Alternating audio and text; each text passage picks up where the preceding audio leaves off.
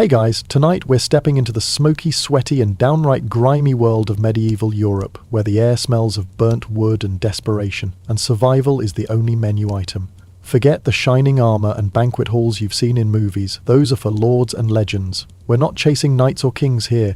Instead, we're slipping into the worn shoes of the unsung. The chefs, the kitchen hands, the grease-stained souls who kept the castle fed while dodging rats and rage. This is a story of their grind, their grit, and the quiet strength it took to survive another day in the cauldron of the Middle Ages. So, hit that like button if you're ready for a wild ride, subscribe to join our time-travelling crew, and drop a comment telling me where you're tuning in from and what time it is. I love seeing how far these stories travel. Now, grab a warm drink, let the fire crackle in your imagination, and let's dive into the chaos of a medieval kitchen. Congratulations! You are now a chef in 1250. You wake to the clang of a distant church bell, its echo slicing through the pre-dawn chill like a dull knife. Good news? You're alive. Bad news? So are the roaches skittering across the straw mat you call a bed. It's 1250, and you're a chef. Or rather, a cook. Because chef is too fancy for the likes of you, working in a draughty stone manor in the heart of England. Your bedroom is a corner of the kitchen storeroom, where sacks of mouldy grain and a leaky roof are your roommates. The air smells of damp earth, sour ale, and something faintly like despair. Your blanket, a threadbare scrap of wool, is stiff with grease and yesterday's stew. You roll over, and your back screams from years of hauling pots and dodging the head cook's temper. Why does it suck to be you? Let's start with the obvious. You're not cooking for fame or fortune. You're cooking to keep the Lord's belly full, his guests happy, and your own neck out of trouble. One bad dish could mean a whipping, one missed meal could mean starvation, and a great meal, well, nobody's handing out praise. You're invisible, until you screw up. So, pull on your sweat-stained rags, tie a rag around your waist and brace yourself. The kitchen's waiting, and it's about as welcoming as a pit of vipers. That kitchen is your prison, a 5-meter square inferno of smoke, heat, and despair. The walls are blackened stone, slick with a sheen of grease and soot that's built up over decades. The ceiling's so low you've got to duck to avoid cracking your skull on a splintered beam, and the air's a choking haze of ash and damp that burns your throat with every breath. A massive hearth dominates one wall, its fire roaring like a chained beast, spitting embers that singe your arms and leave your eyebrows a distant memory. The heat wraps around you like a wet, suffocating cloak, making sweat sting your eyes and carve clean tracks through the grime on your face. There's no chimney, just a jagged hole in the roof that lets in rain as often as it lets out smoke, so the floor's a muddy mess of straw, bones and puddles of something you pray is just spilled ale. Your workspace is a warped wooden table, its surface scarred from years of chopping and stained with the blood and broth of countless meals. Iron pots hang from hooks above, their insides crusted with the charred remains of stews and porridges, each one heavy enough to crush a man if it falls. Your knife, nicked, dull, and more precious than gold, is your lifeline. Lose it, and you're scrubbing floors for a month as punishment. There's a mortar and pestle for grinding herbs, their stone worn smooth by years of use, and a spit for roasting that creaks like it's mocking you. The cauldron, a hulking iron beast, sits over the fire, its weight a constant threat to your already aching shoulders. No fancy tools, no parchment recipes, no scales or spoons, just your hands, your instincts, and a desperate hope that the fire doesn't flare up and burn the manor to the ground. This is your battlefield, and you're both soldier and slave, fighting hunger, heat, and the head cook's bellowing voice. Speaking of which, here he comes, red-faced and reeking of last night's ale, ready to make your day even worse. Your morning starts before dawn, with a chill that seeps into your bones and makes your joints creak like an old gate. The manor's walls are cold as death, and your breath hangs in the air, visible even in the dim storeroom. First task, water. You grab a splintered wooden bucket, its handle digging into your raw palms, and trudge through the mud to the well. A half-mile slog that feels like a pilgrimage to hell. The path's a quagmire, sucking at your bare feet, which are already cracked and bleeding from weeks without proper shoes. The well's water is murky, flecked with dirt and bits of something you'd rather not identify. Upstream, someone's probably washing their pig or dumping their night soil. Clean water? That's a dream for fools and poets. This cloudy slop is what you'll cook with, drink, and, if you're lucky, splash on your face to shake off the fog of exhaustion. You haul it back, sloshing half onto your already soaked tunic, and pour it into the cauldron, where it'll simmer with whatever scraps you can find. The weight of the bucket makes your shoulders scream, but you don't dare spill too much. The head cook's got eyes like a hawk and a temper to match. Next, you wrestle with the fire. The hearth's gone cold overnight, its embers barely alive, so you stack logs from a dwindling pile, each one damp from the constant drizzle. You strike flint until your knuckles bleed, coaxing sparks that sputter and die, before finally catching. You fan the flames with a tattered cloth, coughing as smoke fills your lungs and stings your eyes until tears mix with the sweat on your cheeks. The fire's a traitor, too weak and the pottage won't cook. Too strong and you're nursing burns for weeks. Once it's roaring, the heat's unbearable, turning the kitchen into a furnace where every breath feels like swallowing coals. The head cook's voice cuts through the haze, barking about breakfast pottage, the manor's daily staple. Pottage is your lifeline and your curse. A thick, gloopy stew of whatever's not rotted yet. Today's mix is barley, a handful of shriveled turnips and some leeks so wilted they droop like they've lost the will to live. You chop with that dull knife, your fingers numb from the cold, each slice a small rebellion against the hunger clawing at your stomach.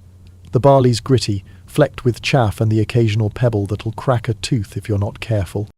You toss it into the cauldron, followed by the turnips and leeks, and stir with a wooden spoon that's splintered and blackened from years over the fire. The handle digs into your palm, leaving blisters that'll burst by noon. Stirring's a workout. The cauldron's heavy, the pottage thick, and the heat makes your head spin. You wipe sweat from your brow, only to smear more grime across your face. This is breakfast, and it's as glamorous as a kick in the teeth. Bread's next, and it's a war of its own.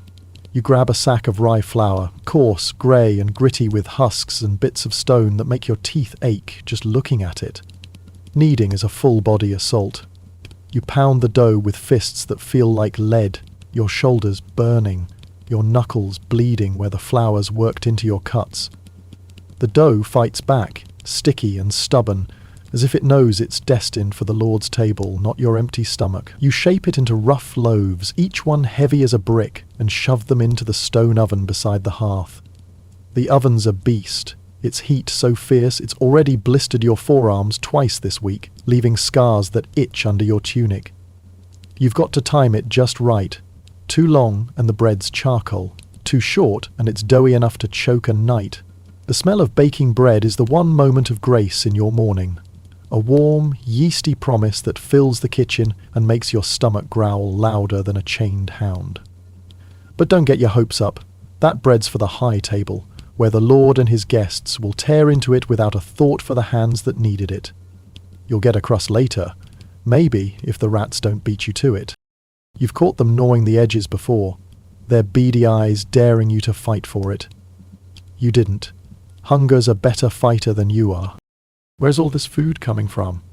The pantry. A damp, dark hole off the kitchen that's more tomb than storeroom. You push open the creaky door, and the smell hits you like a fist. Sour brine, mouldy grain, and the faint rot of vegetables long past their prime. Sacks of barley and oats line the walls, their bottoms chewed by rats that scuttle away as you enter, bold as brass. You've named the biggest one Sir Nibble in a grim attempt at humour, but he's no joke when he's stealing your last onion. Barrels of salted pork and fish squat in one corner, their contents so briny they make your tongue curl just thinking about them.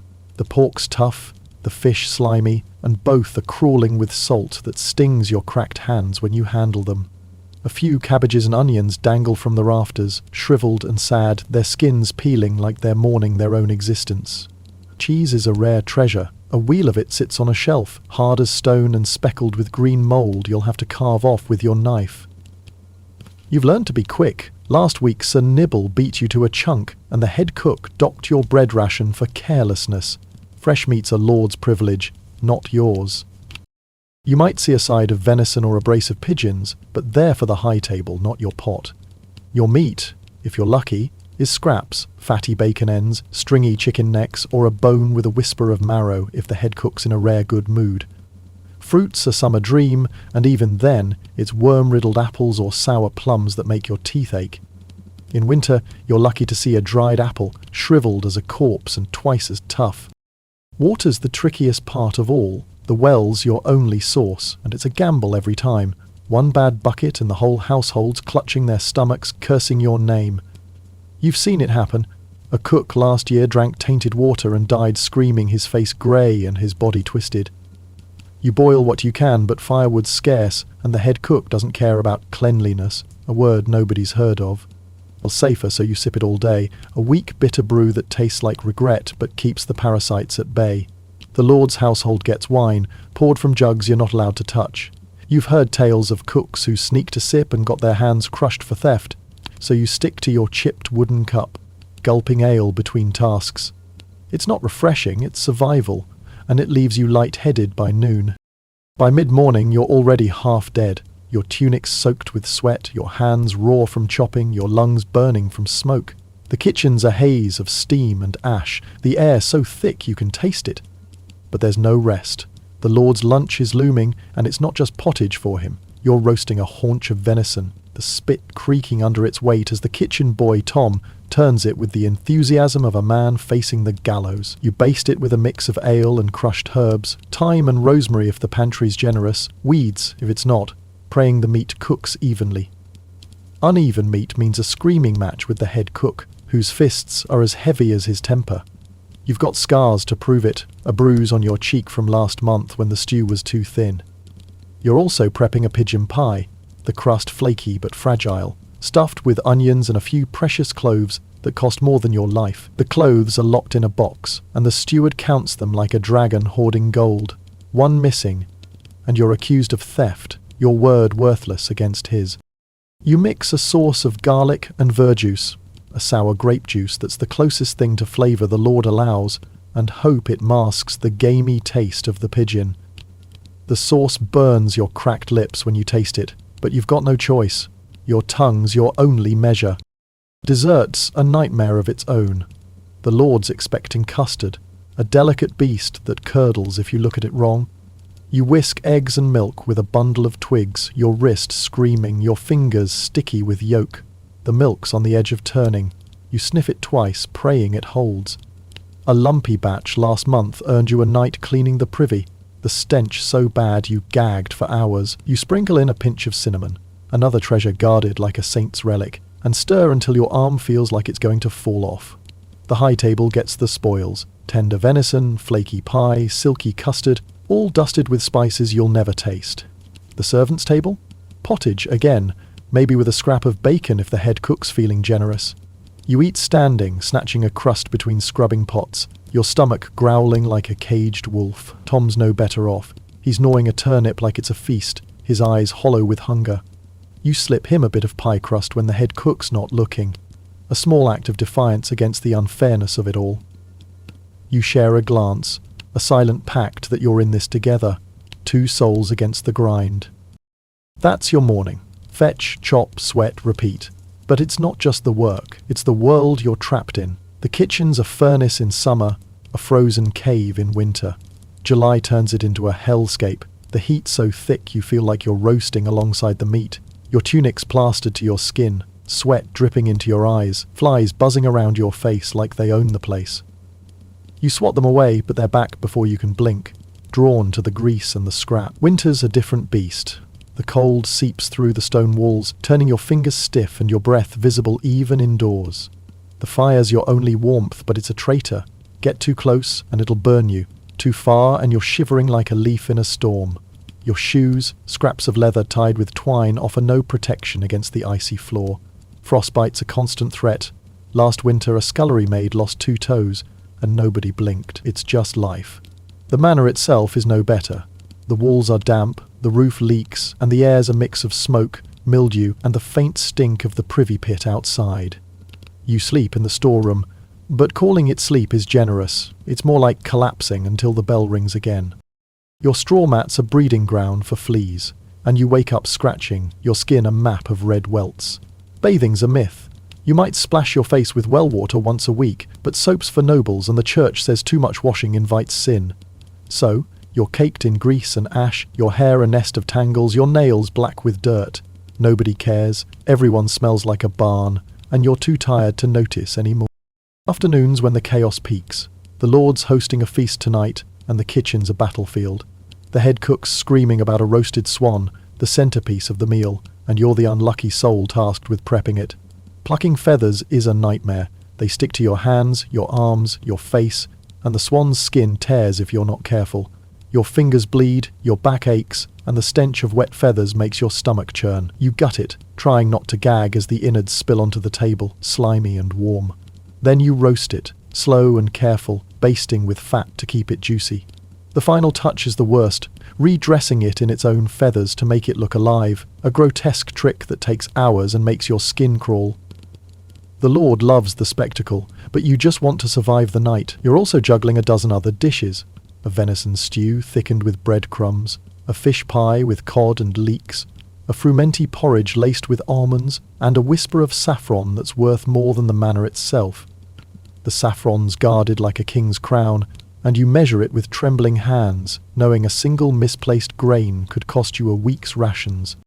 There's a savoury pottage for the lower tables, packed with beans and cabbage, and a tray of fruit tarts for the highborn. Their pastry so delicate it crumbles if you breathe too hard.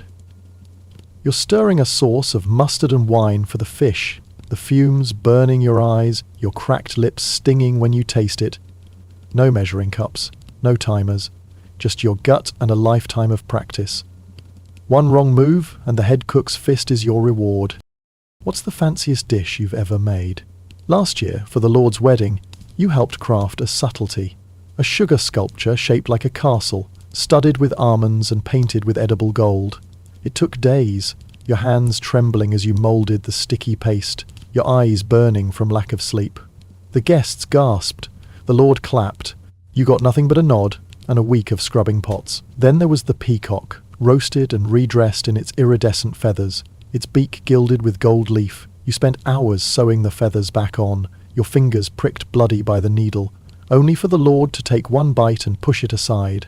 That's the life of a cook. Your art feeds others, and your reward is silence.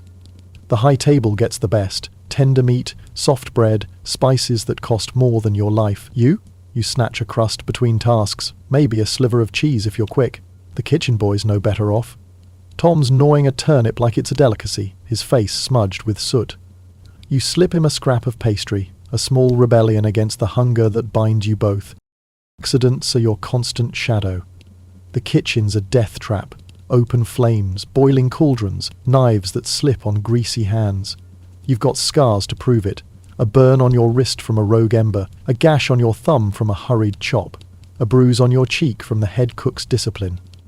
Last month, Tom tripped while carrying a tray of tarts, and the head cook's slap left his ear ringing for days. Worse happens. A scullery maid died last year when a cauldron tipped, scolding her with boiling broth. You mopped up the mess, your hands shaking, and kept cooking. Nobody spoke of her again. Her name's already fading, like smoke from the hearth. Fire's the biggest threat. One stray spark and the kitchen could go up in flames. You've heard of it happening in a neighbouring manor. Half the staff burned, the rest homeless. You check the hearth obsessively, but there's only so much you can do when the world's made of straw and carelessness. You've seen cooks lose fingers to a slipped knife, hands to a boiling pot, lives to a moment's distraction. Every task is a gamble, every day a dance with death. Mistakes bring punishment, and the Lord's justice is brutal. Undercook the meat and you're flogged. 10 lashes for a bad roast, 20 if the guests complain. Spill a jug of wine, you're locked in the cellar for a night, cold and hungry, with only the rats for company. Last year a cook stole a pinch of saffron and lost a finger, his screams echoing through the manor as a warning to the rest. The head cook's no kinder. His temper's a storm, and his fists are faster than his praise. You've learned to keep your head down, your hands quick, and your mouth shut. The steward's worse. He's got the Lord's ear and a ledger full of grudges. Cross him and you're out, left to beg in the streets or freeze in a ditch. You've seen it happen. A kitchen boy caught stealing bread, banished to the woods, his fate a whispered warning among the staff. You double-check every dish, every sauce, but the pressure's a weight on your chest, crushing you as surely as the cauldron could. Hygiene's a cruel joke. The kitchen's a swamp of spilled broth, grease and ash. You sweep the floor when you can, but it's a losing battle. The dirt's as much a part of the place as the fire. The table's sticky with fat, the pots crusted with old meals, the air thick with the stench of burnt scraps and rotting leftovers.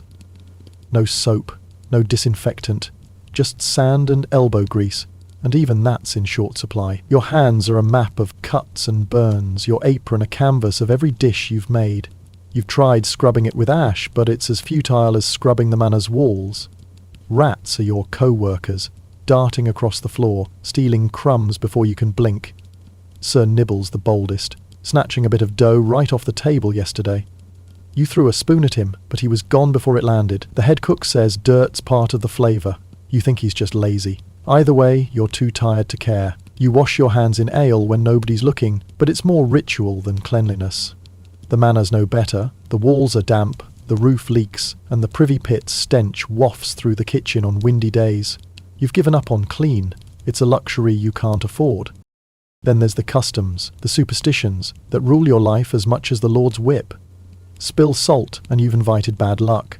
Toss a pinch over your shoulder to appease the spirits, or the head cook'll swear the stew's cursed. Break a loaf wrong, and you've doomed the harvest. You've seen the kitchen boy tremble as he slices, terrified of a crooked cut. The head cook keeps a charm, a dried toad's foot hung above the hearth, to keep the food from spoiling. You think it's nonsense, but you're not brave enough to say so. You've seen what happens to those who mock the old ways. The church looms over everything. Eating meat on Friday's a sin, and the priest's always watching, his eyes sharp as your knife. You've heard whispers of witches in the village, women burned for knowing too much about herbs or speaking too freely. You keep your own knowledge, thyme for flavour, sage for healing, locked in your head, lest someone calls you a sorcerer. You've seen death come for those who break the rules. A cook who ate pork on a fast day, struck down by fever the next week, his death whispered as divine justice. You don't believe it, but you don't tempt fate either. Death's your constant shadow, closer than your own breath. You've seen it take cooks who drank bad water, their faces grey as they clutch their stomachs, their screams fading into silence. You've seen it claim a boy crushed by a falling beam, his body carted away like so much refuse. A scullery maid died last year, scalded by a tipped cauldron, her skin red and peeling as she gasped her last.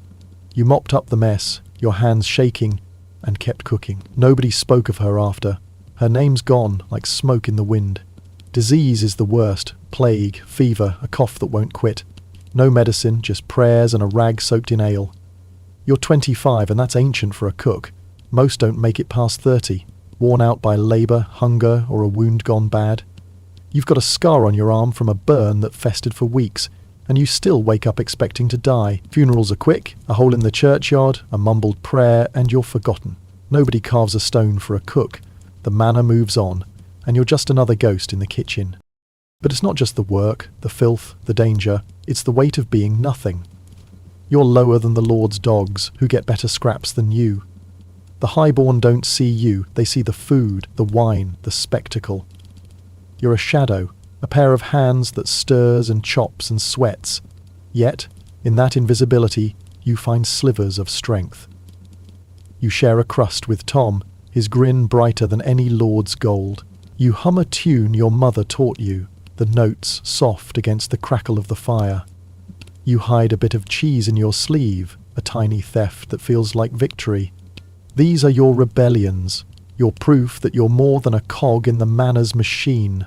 You've got allies in the kitchen, a ragtag family bound by shared misery.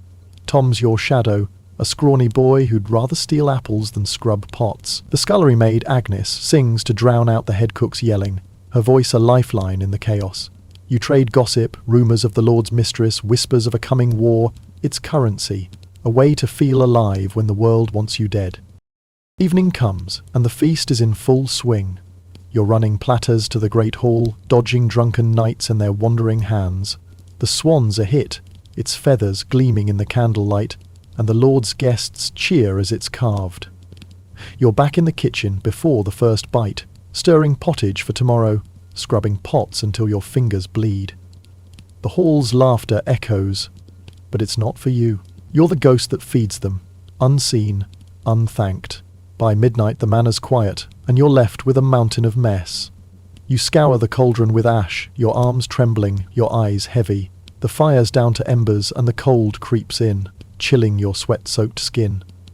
You collapse onto your straw mat, the roaches already claiming their share. Sleep's a mercy, but it's fleeting. The bell will ring again at dawn. What keeps you going? Not dreams of glory, those are for nights. It's the small things. Tom's laugh when you mimic the head cook's bellow. Agnes's soft singing as she sweeps. The warmth of the hearth when the wind howls outside. You think of your village, a place you haven't seen since you were a child, and the pebble you keep in your pocket, smooth from years of worry. You dream of a day when you're not hungry, not scared, not aching, but those dreams are like the fire, bright, fleeting, and dangerous if you get too close. The kitchen's a crucible, forging you into something tougher than iron. You've learned to stretch a sack of barley through a lean month, to coax flavour from wilted herbs, to keep the fire alive when the wood's damp. You've endured burns, cuts, and the head cook's fists. You've watched friends die and kept cooking. You're no hero, but you're essential. Without you the manor starves. The Lord's feasts, the servants' pottage, the bread that feeds the guards, it all flows from your hands. You're the pulse of this place, even if nobody says it. As you lie on your mat, the embers glow like fading stars. Your body's a map of aches, but there's a spark of pride in your chest.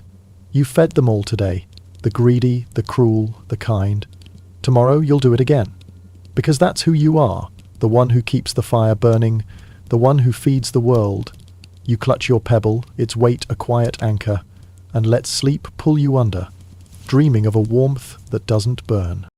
We've walked the long, brutal day of a medieval cook, felt the weight of their labour, the sting of their struggles. They were no lords, no knights, just souls who carried the manor on their blistered hands. Their names are dust, their faces lost, but their work, those steaming pots, those golden feasts, those quiet acts of survival, kept the world alive. They fought fire, hunger, and oblivion not for fame, but because they had to. Their strength was silent, their legacy a flicker in the hearth. As the stars rise over the sleeping manor, the kitchen's warmth lingers, a testament to those who toiled in the shadows, their hands the unseen flame that held the world together. Hey guys! We've just survived the scorching, sweaty grind of a medieval cook's life, where every day was a battle against fire, filth, and the Lord's temper. But if you thought that was rough, buckle up, our journey through the Middle Ages isn't over yet. The challenges don't stop in the kitchen, they follow you into every corner of this brutal world. Tonight, we're stepping out of the smoky hearth and into a different kind of crucible. The life of a teacher in 1250. Forget modern classrooms with whiteboards and coffee breaks. This is teaching in a time when books were rarer than gold, students were as likely to carry knives as quills, and your survival hinged on pleasing the church, the nobles, and a room full of restless boys who'd rather be anywhere else. We're diving into the unsung struggle of those who tried to light a spark of knowledge in a world that valued swords over words, all while dodging hunger, cold, and the ever-present threat of a heretic's pyre. So, grab a warm blanket, hit that like button if you're ready for another raw slice of history, and subscribe to join our time-travelling crew. Drop a comment with where you're tuning in from and what time it is. I love seeing how far these stories reach. Now, dim the lights, let the imaginary quill scratch across parchment, and let's plunge into the punishing life of a medieval teacher. Congratulations, you've just woken up in the year 1250. Good news, you're not dead yet. Bad news, everything else. You're a teacher, a master, they call you, though it feels like a cruel joke, in a crumbling cathedral school in the sodden, stinking heart of England. Your bed is a rotting straw pallet in a corner of the scriptorium, crawling with lice and damp from the roof's endless leaks. The air reeks of mildew, sour ink, and the faint rot of despair. Your blanket, a tattered wool rag, is stiff with grime and smells like it's been dragged through a graveyard. Your back screams from years of hunching over manuscripts. Your fingers are blackened with ink that's eaten into your skin, and your tunic, patched, threadbare, and crusted with chalk, clings to you like a shroud. The church bell tolls, a harsh clang that rips through the pre-dawn gloom like a knife. reminding you that another day of misery awaits. You're not teaching for respect or reward. You're teaching to keep the church from branding you a heretic, to appease the parents who'd rather see you flogged than their sons fail, and to quiet the hunger gnawing at your bones. One misstep, a wrong word, a bad lesson could mean a whipping, a pyre, or starvation in the streets. A good lesson? Nobody cares. You're a ghost in a world that worships swords and sin, and your only value is in the words you drill into boys who'd sooner spit on you than listen. So, drag your aching body up, tie a frayed cord around your waist and brace for the torment. The classroom's waiting, and it's as merciless as a winter's night. Your classroom is a prison, a 10-foot square cell of cold, damp stone that feels more like a dungeon than a place of learning. The walls are slick with mould, their surfaces weeping from the constant rain that seeps through cracks no one bothers to mend. The ceiling's low, its beams blackened by decades of candle smoke and sagging under the weight of neglect, threatening to collapse and bury you in splinters. A single window, more a gash in the wall, lets in a sickly grey light and a biting draught that freezes your breath before it leaves your mouth. There's no hearth, no warmth, just the faint heat of your own shivering body and the boys' restless muttering. The floor's packed dirt, a muddy slurry of straw and filth that clings to your shoes, scraps of leather so worn they're more holes than protection. Your desk is a rickety table, its surface gouged from years of quills and stained with ink that's dried like blood. On it sits your only treasure, a single book, a tattered Latin grammar bound in cracked leather, its pages brittle and smelling of decay. Lose it, and you're finished. Parchment's worth more than your life, and the church doesn't forgive carelessness. Your tools are pitiful. A handful of goosefeather quills, their tips frayed and splitting. A horn of ink that clots and stinks like vinegar, and a slate so chipped it barely holds chalk. The boys perch on splintered benches, their faces smudged with dirt, their eyes glinting with boredom or defiance. There's no blackboard, no paper, just their memories, your voice, and the threat of a willow switch if they forget their verbs. This is your battlefield, a freezing, filthy cage where you're both scholar and jailer, fighting ignorance, insolence, and the church's ever-present threat. The cathedral's shadow smothers you, and the priest's footsteps echo like a death knell. Time to begin. Your day starts before dawn, with a cold so deep it feels like the grave's already claiming you. The chamber's a tomb, the air so frigid your fingers are numb before you even stand. Your breath clouds the air, mingling with the boys as they shuffle in. Their tunics as ragged as yours, their faces pinched with hunger and resentment. First task, prayer. You lead them in a Latin chant, your voice cracking from the damp, your throat raw from nights spent coughing in the scriptorium's chill. The boys mumble along, their words slurred and half-hearted. But you don't dare let them falter. A missed verse, a stumbled phrase, and the priest will hear of it. He's got spies among the boys, and his wrath is a whip that cuts deeper than leather. The church is your master. Its rules a noose around your neck. You're teaching the sons of merchants, minor nobles, and the occasional cleric's bastard. Boys aged 7 to 14 destined for clerkships or the clergy. They're not here for knowledge. They're here because their fathers paid a pittance or the church demanded it.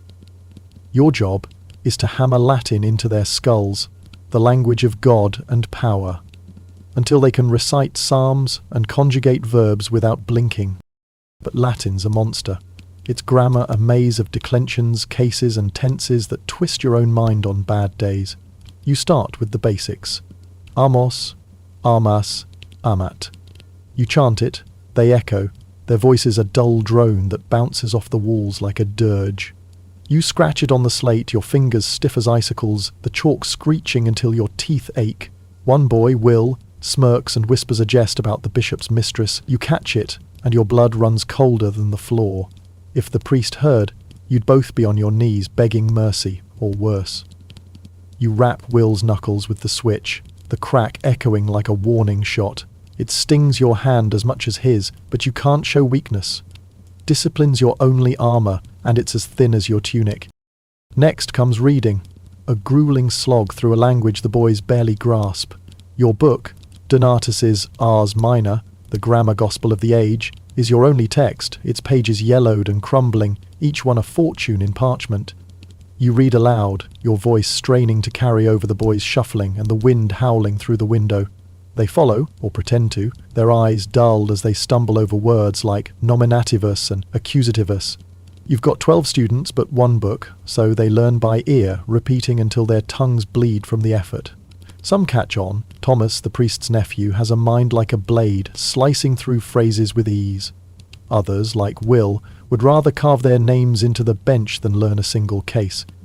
You've caught him whittling with a knife he smuggled in, its blade sharp enough to draw blood. You took it, but he'll have another by tomorrow. Boys like him always do. Teaching's a war of attrition, and you're outnumbered, outgunned, and out of patience. You drill them relentlessly, your voice hoarse, your hands shaking from cold and hunger. A mistake could cost you everything. A parent's complaint, a priest's suspicion, a bishop's wrath. You've heard of masters flogged for less, their backs raw, their careers ashes. Where do your supplies come from? The church, and they're as stingy as a dragon with its hoard. The quills are scriptorium rejects, their tips blunt and splitting, useless after a day's use. The ink's a foul brew of oak galls, vinegar and rust, brewed by monks who care more about prayer than quality. It clots if you don't stir it, stains your fingers black and smells like a corpse left in the sun. Parchment's a myth. You've got one scrap, reused until it's more holes than surface, and you guard it like a saint's bone. The boys bring slates, but half are cracked, and chalk so scarce you break it into crumbs to make it last. Books are the real prize, but they're locked in the cathedral's library, 10 volumes chained like prisoners, guarded by monks who'd rather burn them than let you touch. You've snuck in at night, your candle trembling, to read Augustine, Boethius, a psalter or two. Each word's a spark in your mind, but sharing them risks everything. The church wants clerks who obey, not scholars who think. You've heard of masters burned for teaching Aristotle, their screams a warning etched in your bones. You stick to Donatus, but the hunger for more gnaws at you, as fierce as the hunger in your gut. By mid-morning, you're a wreck. Your throat's raw from chanting, your fingers cramped from gripping the quill, your eyes burning from the dim light and the constant strain of deciphering faded ink. The boys are restless, their stomachs growling louder than your lessons. They get a break. Rye bread and weak ale in the cloister, gulped down like it's a feast. But you don't. You're copying a psalter for the priest, your hand trembling as you form each letter, knowing a single smudge could mean a week's pay docked. Pay's a cruel jest, a handful of pennies a month, barely enough for a loaf and a corner in the scriptorium that's colder than the grave. You're fed, if you can call it that, pottage, a grey sludge of barley and cabbage, and bread so hard it could break teeth. Meat's a rumour, cheese a fantasy, and fruit? You haven't seen an apple since summer, and it was half rotten, worms wriggling in its core. Ale's your lifeline, a sour, watery brew that tastes like despair, but keeps the well water's parasites at bay. You sip it from a cracked cup, your hands shaking from hunger, cold, and the fear that never leaves you. The well's a death trap. Last month, a monk drank from it and died retching, his face grey as ash. You boil what you can, but firewood's scarce, and the church doesn't care about cleanliness. You're too tired to care either, but you drink anyway, praying it doesn't kill you. The classroom's a frozen hell, and the weather's your enemy. Summer turns it into a stifling crypt, the air thick with dust, sweat, and the boys' unwashed bodies. Flies swarm through the window, landing on your ink, your hands, your face, their buzz a maddening hymn. You swat them, but they're relentless, drawn to the damp and the filth. Winter's a nightmare. The cold claws through the walls, turning your fingers blue and your breath a cloud that lingers like a ghost. The window lets in snow as often as light, and the floor's an icy mire that numbs your feet through your ragged shoes. Frostbite's a constant threat. Last winter, a boy lost a toe, and you've got chilblains that burn and itch under your skin. There's no fire, no blankets, just your cloak, a mildewed rag that smells like a wet dog and offers no warmth. You pace to keep the blood moving, your voice cracking as you drill the boys. But the cold's a thief, stealing your strength, your focus, your will. The cathedral's no better. Its walls are damp, its roof leaks, and the cloister reeks of rot and the privy pit's stench, which wafts through the classroom on windy days. You sleep in the scriptorium, but it's no rest. The straw's crawling with lice, and you wake scratching, your skin a battlefield of welts. Bathing's a sin, the church says. Water invites demons. You splash your face with ale when no one's watching, but it's futile. You're caked in ink, chalk and grime, your hair a greasy knot, your nails black with dirt. Everyone smells like a barn, and you're too broken to notice. Afternoons when the real torment begins. Disputations. You pose a question, something safe, like the nature of obedience, and the boys argue in Latin, or try to. It's meant to hone their minds, but it's like wrestling wolves. Thomas shines, his arguments sharp as a quill, but Will's a disaster, stammering and sneering when he's outmatched. You correct him, your voice tight, and he glares like he's plotting your death. You've heard of masters attacked, knives in alleys, fists in cloisters, and you keep your switch close. The boys are wild, their tempers fueled by hunger, cold, and a world that breaks them young. You're their guide, their jailer, their enemy, and the line between control and chaos is a single misstep. You've seen Will's knife, hidden in his sleeve, and you know he'd use it if pushed. You've confiscated 3 blades this month, but they keep coming, smuggled from fathers who value steel over scholarship. Teaching's a dance with death, and you're always one step from falling. What's the worst lesson you've taught? Last year, you dared to share a scrap of Boethius, Consolation of Philosophy, a text that burned in your mind like a star. You read it in secret, its words a shield against the misery of your life, but teaching it was a mistake. The priest overheard, his face twisting, and accused you of pagan heresy. You spent a month in penance, kneeling on the church floor until your knees bled, your meals cut to crusts and water, your body shaking from cold and fear. You burned the scrap, its ashes a wound in your heart, and swore to stick to psalms. But Boethius lingers, a forbidden ember you hide like a thief's loot. Teaching's a cage. Too safe, and you bore the boys. Too bold, and you burn. You've heard of masters executed for less. A scholar in Paris, accused of questioning the Trinity, torn apart by a mob, his screams haunt you. A warning to keep your tongue chained. Accidents are rare, but brutal.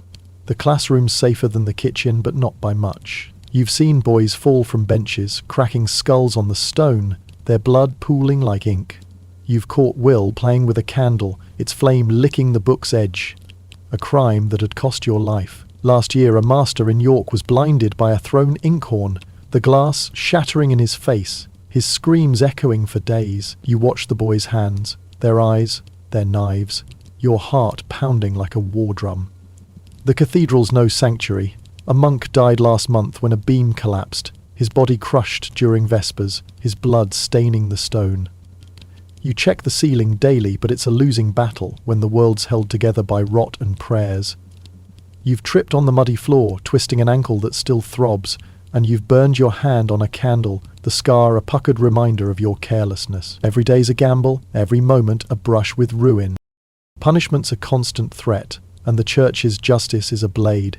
Misquote a psalm and you're fasting for a week, your stomach a howling void. Teach a forbidden text, and you're a heretic, your body a pyre for the crowd's entertainment.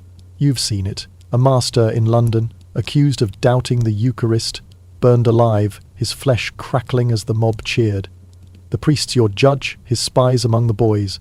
Thomas, you're sure, reports every slip. You've caught him watching, his eyes cold, and you know he'd betray you for a pat on the head. Parents are no kinder. A merchant's son failed his Latin last month, and his father had you whipped.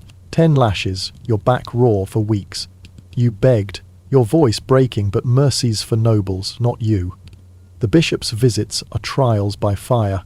He quizzes the boys, his voice sharp, and if they falter, you're blamed. Last year, he docked your pay for Will's mistakes, leaving you hungry for a month. You drill the boys relentlessly, but the fear's a weight crushing your chest, heavier than the cathedral's stones. Hygiene's a cruel myth. The classroom's a swamp of dust, mud, and the boys' stench. You sweep the floor, but the dirt's as stubborn as their defiance. Your hands are stained black, your tunic crusted with chalk, your hair a greasy tangle crawling with lice. You scratch until you bleed, your skin a map of welts. Bathing's a sin. Water opens the soul to demons, the church claims. You splash ale on your face in secret, but it's pointless. The boys are worse, their tunics stiff with sweat, their scalps a battlefield of lice. You've seen them dig at their skin, their nails bloody, and you've got your own scars to match. The cathedral reeks of damp, rot, and the privy pit's stench, which clogs the air on windy days. You've given up on clean, it's a dream for kings, not you. Your nails are black, your teeth ache from grit, and your body's a canvas of filth. You're no better than the rats, and they're bolder, stealing crumbs from your table, their eyes glinting in the dark. Superstitions choke you as much as the church. Spill ink and you've cursed the lesson, wipe it with salt, or the boys swear the day's doomed. A crow at the window means death, you've shooed 3 this month, your heart pounding. The priest keeps a relic, a saint's tooth, on the altar, claiming it guards the school. You doubt it, but you kneel, knowing defiance means exile. The church's rules are a cage, no lessons on fast days, no teaching during vespers, no texts that question God's will. You've heard of masters accused of witchcraft for studying stars, their bodies broken on the wheel, their screams a warning. You hide your curiosity. A Greek text you found, a map of the heavens, under your pallet, praying no one sees. You've seen death take those who stray. A monk who questioned a psalm, struck by fever, his death called divine wrath. You don't believe it, but you don't tempt fate. Death's your closest companion, nearer than the boys' knives. You've seen it claim masters who caught fever, their faces grey, their coughs wet with blood. A boy died last year, poisoned by bad water, his body carted away like garbage. A monk was crushed by a beam, his screams cut short, his blood staining the cloister. You're 30 and that's ancient. Most masters don't reach 35, broken by cold, hunger, or a student's blade. You've got a cough that's lingered for months, a pain in your chest that wakes you gasping. You expect to die each dawn, your body too frail for this grind. Funerals are swift, a hole, a prayer, and you're gone.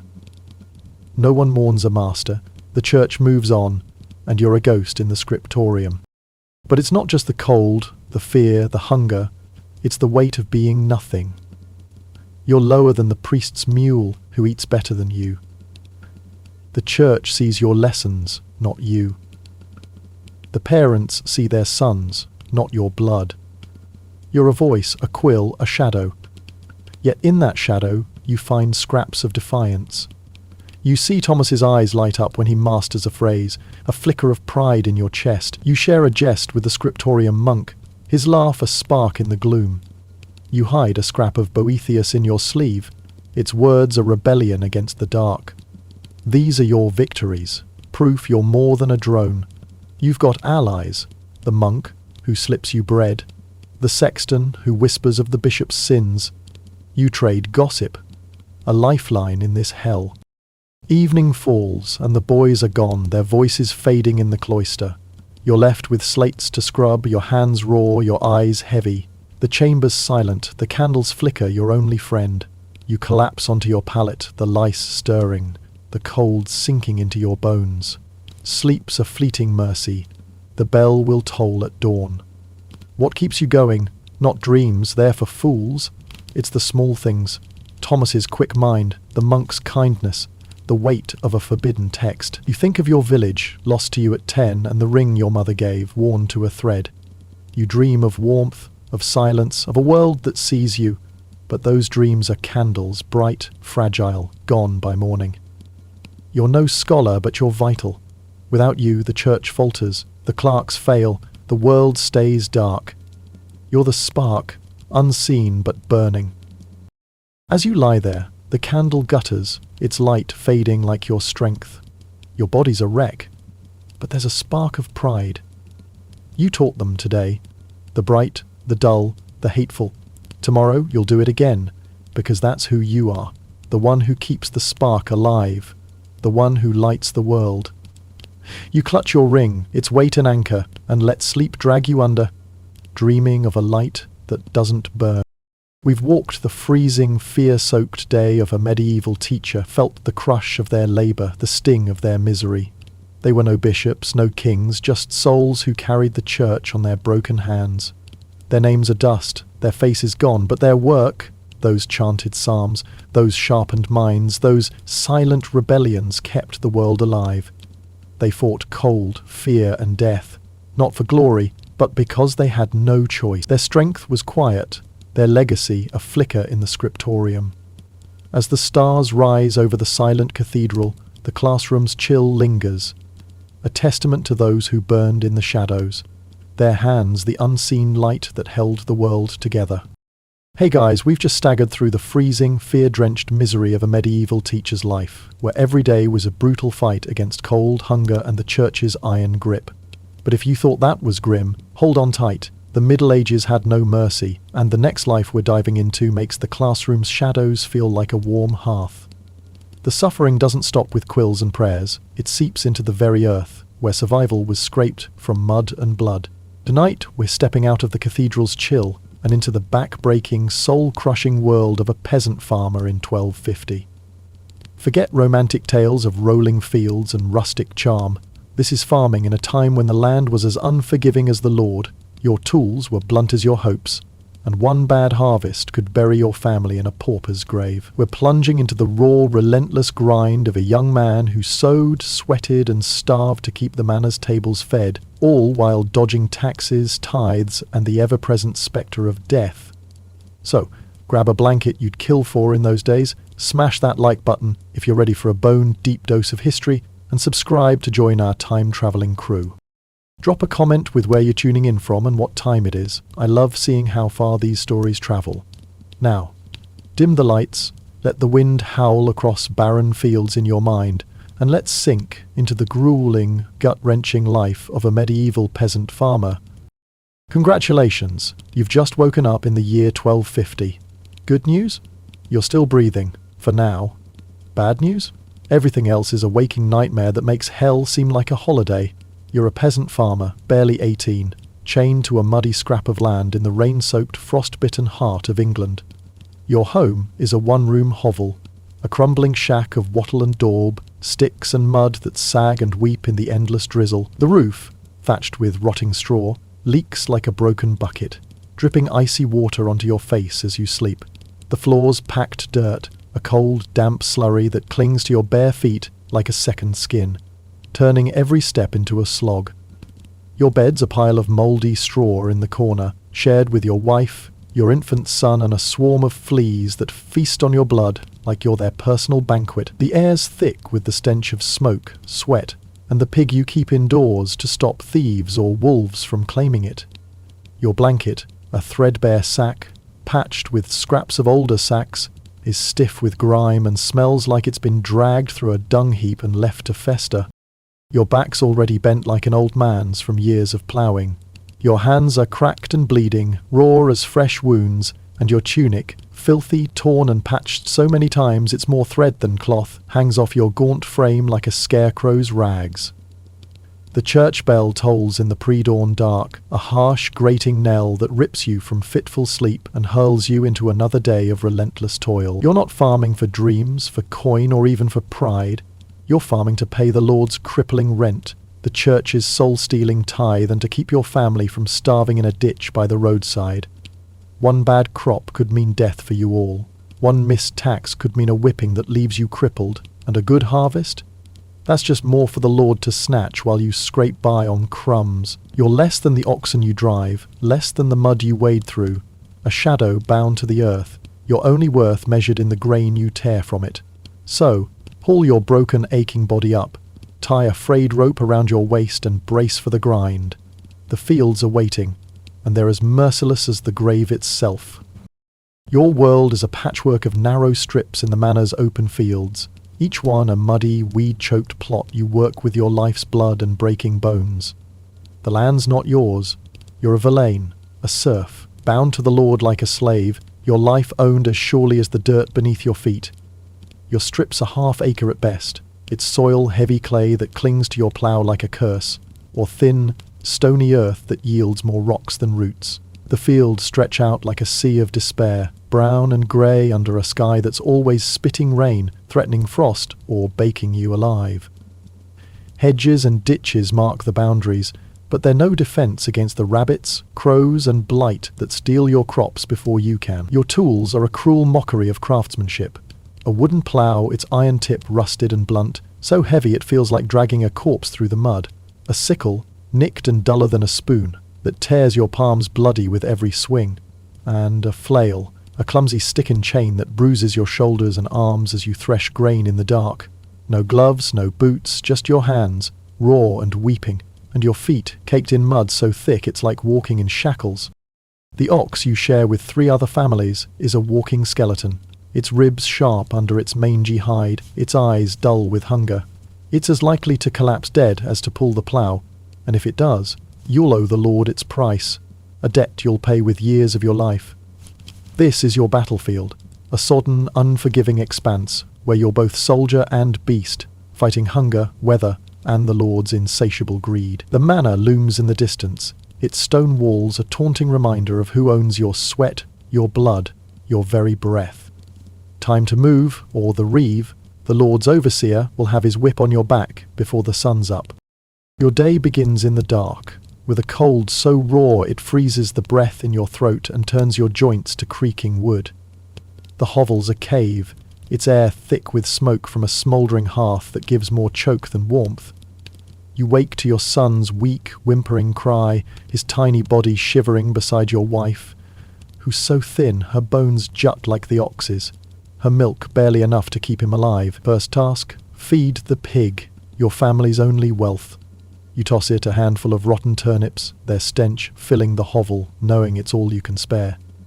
Your own meal's a crust of rye bread, gritty, hard as stone, flecked with chaff, and the occasional pebble that cracks your teeth.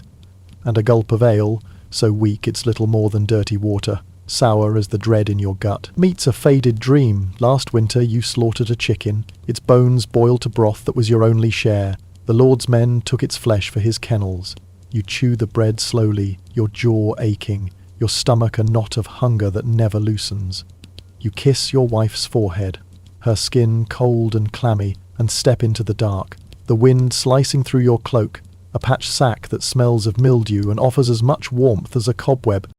The fields are a half-mile slog through mud that sucks at your bare feet, each step a stab of pain. Your toes are cracked, oozing blood and pus from weeks in wet rags, and frostbite's a whisper you hear in every gust. You've seen men lose toes, feet, lives to the cold. Last winter your neighbour's brother died, his legs black and rotting, his screams haunting the village. You pray it's not your turn, but prayers as empty as your belly. Ploughing's your morning's torment, a labour that breaks body and soul. You yoke the ox, its breath steaming in the dawn, its eyes hollow with exhaustion. The plough's a monstrous thing, its weight dragging your shoulders down, its blunt tip catching on roots, stones and clumps of clay that jar your bones like a hammer's blow. The soil's wet and heavy, or dry and hard, never yielding, turning each furrow into a battle you're losing. You lean into the plough, your muscles screaming, your hands slipping on the handles, blood seeping from cuts and blisters that never heal. The ox stumbles, its knees buckling, and you curse under your breath, your voice swallowed by the wind. You've got 2 days to plough the Lord's strips before your own, or the reeve will drag you to the manor's court for idleness. Last month, your neighbour John was late. He took 10 lashes, his back a bloody ruin, and you carried him home, his groans a warning burned into your mind.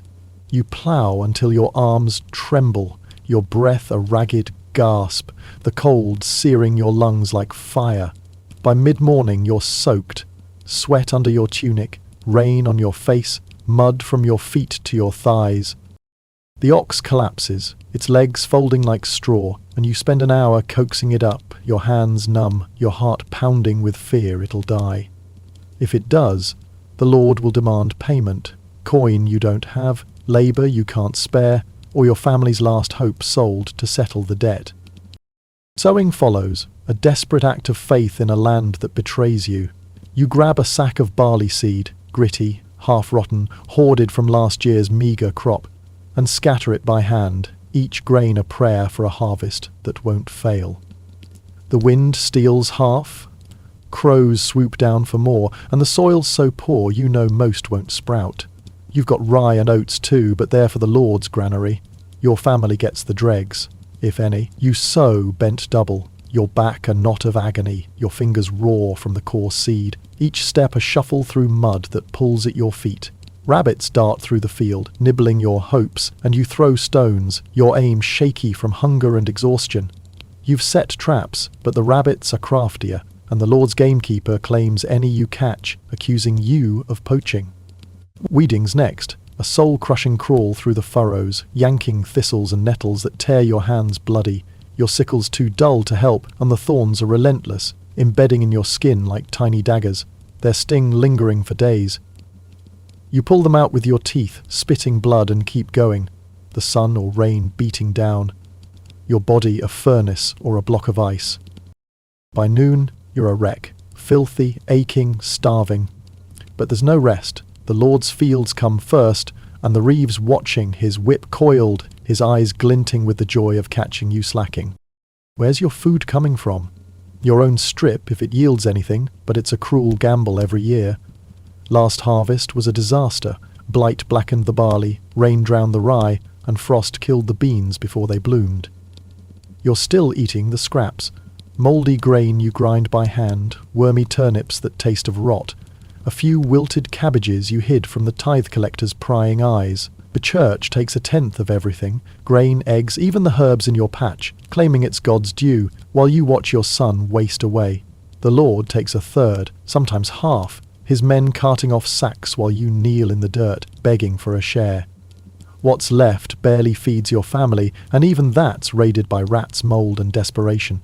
Your pantry's a damp corner of the hovel, a hole in the floor where you bury your stores to hide them from thieves, human or rodent. You've named the boldest rat Lord Nibble, a bitter jest that sours when he steals your last onion, leaving you with nothing but curses.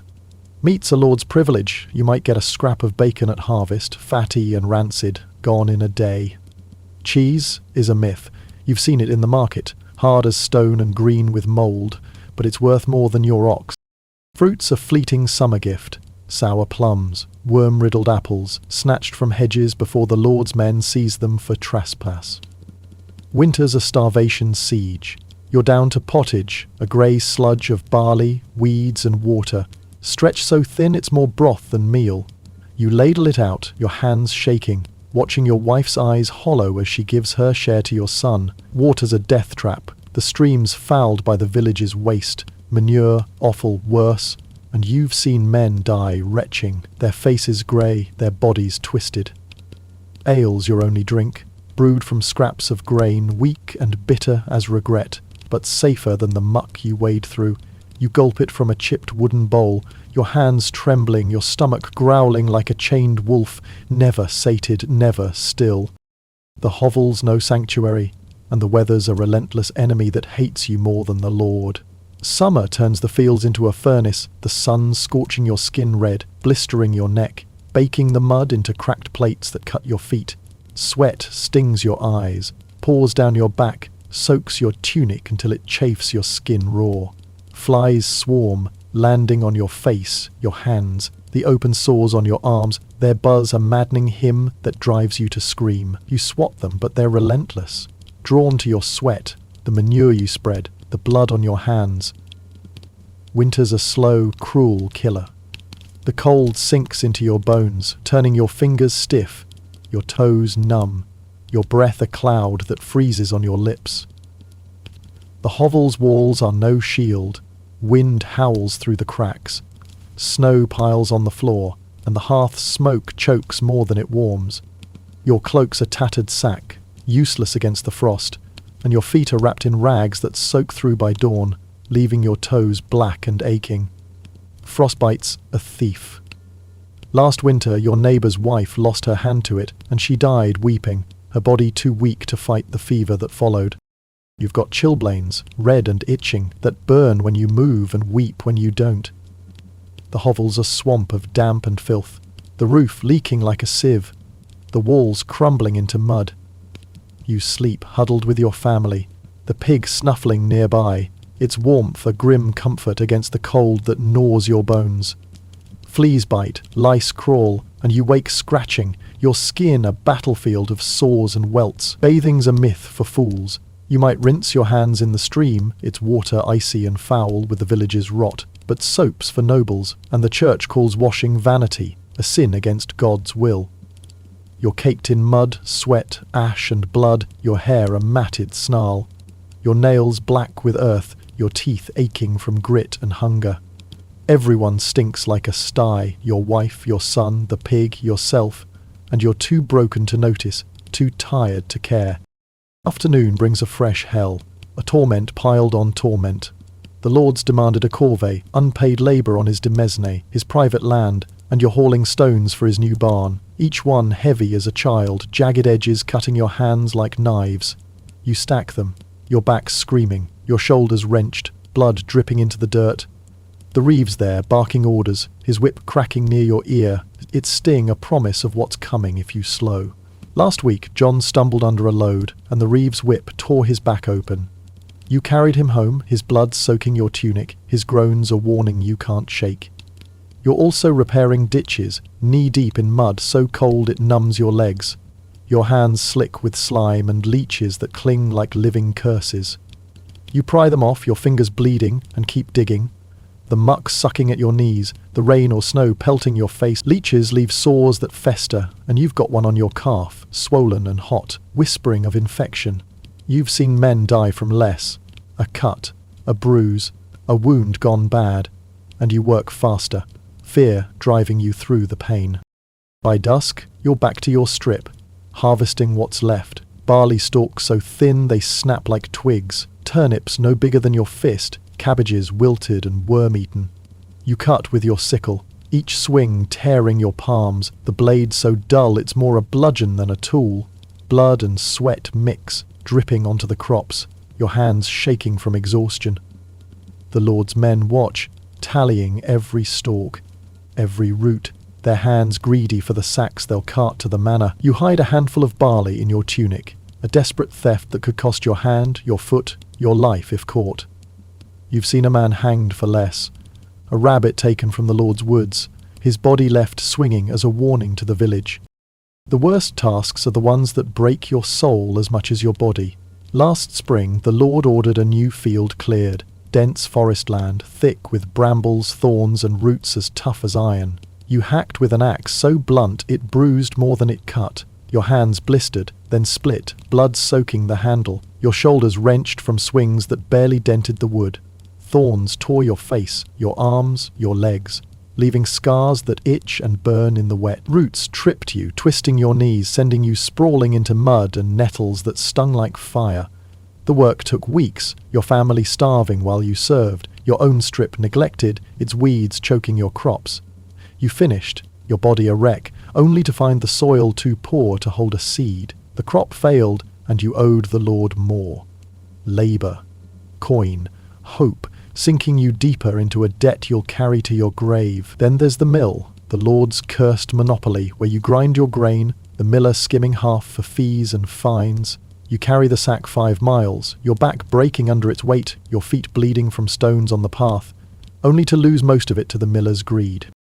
Last month you wept as he took your rye, your hands clenched, his smirk a blade in your chest. You walked home empty-handed, your wife's silence louder than your sobs, your son's hunger a weight heavier than any stone. The Lord's feasts mock you, roast swan, venison, spiced wine poured like water, while his dogs eat meat scraps better than your meals. You've seen his hounds gnaw bones you'd crawl for, and the sight burns like a brand, a reminder that you're less than his beast. Accidents are your shadow, a constant threat in a world that wants you dead. The fields are a death trap, blunt tools, heavy loads, beasts that falter, ground that betrays. You've got scars to prove it, a gash on your leg from a sickle that slipped, deep and jagged, still red and tender. A burn on your arm from a hearth flare catching your sleeve, the skin puckered and tight, a twisted knee from a rutted path, throbbing with every step. Last month, John's ox bolted, dragging him under the plough. His foot was crushed, bones splintered, and he's still crawling, his family starving without him. You've seen worse. A man impaled by a ploughshare, his screams fading as blood soaked the earth, his wife wailing as they buried him in a ditch. A boy buried alive when a ditch collapsed, his body cold and blue when you dug him out. Too late. Fire's a merciless killer. Last winter, a neighbour's hovel burned, its straw roof catching from a stray ember, the family trapped inside. You heard their screams, saw their charred bones and helped dig their grave, your hands shaking, your nightmares aflame. You check your hearth every night, but straw sparks easily, and your hovel's a tinderbox waiting for a mistake. You've fallen in the field, your ankle twisted, your ribs bruised, and kept working, knowing rest means no crop means no food. You've cut your hand threshing, the wound festering, hot and swollen, and you've seen men die like that, their flesh rotting, their fever breaking them. Every task, ploughing, sowing, reaping, threshing, is a roll of the dice, and death's hand is always on the table, waiting for you to slip. Punishment's a whip that never rests, a blade that hangs over your every move. Miss attacks, and you're flogged. 20 lashes, your back torn open, blood pooling in the dirt, your screams a warning to the village. Steal a loaf from the Lord's granary and you lose a hand, or your life if he's cruel.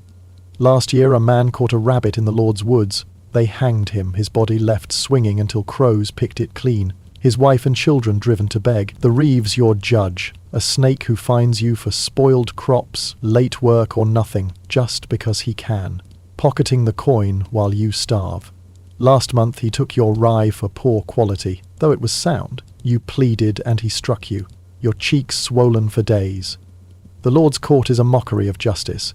His men accuse, you kneel, and your words worth less than the mud on his boots. You've knelt before him, begging mercy for a late rent. Your wife sobbing beside you, your son clutched in her arms. He smirked, doubled your labour, and sent you back to the fields, your hope crushed like chaff. The church is no kinder. Its tithes steals your last grain, your last egg, your last shred of dignity. The priest calls you lazy, a sinner, his voice dripping with scorn as he takes your sack, your hands empty, your son's wails echoing. You've seen families broken, children sold to pay debts, their cries fading as they're dragged away, wives beaten for husbands' failures, their bruises a silent scream. You hide every grain, every root, but the fear's a knife in your gut, twisting with every step, every glance from the Reeve's cold eyes. Hygiene's a cruel fantasy, as distant as a Lord's mercy. The fields are a mire of mud, manure, blood, and sweat. Your hands are a ruin, cracked, bleeding, caked with earth so deep it's part of you, cuts and sores that never close, nails that burn with every touch. Your tunic's a map of filth, mud, sweat, blood, ash, too ragged to clean, too precious to replace. You scrub it with mud, the only soap you know, but it's as futile as praying for rain in a flood. The hovel's a cesspool.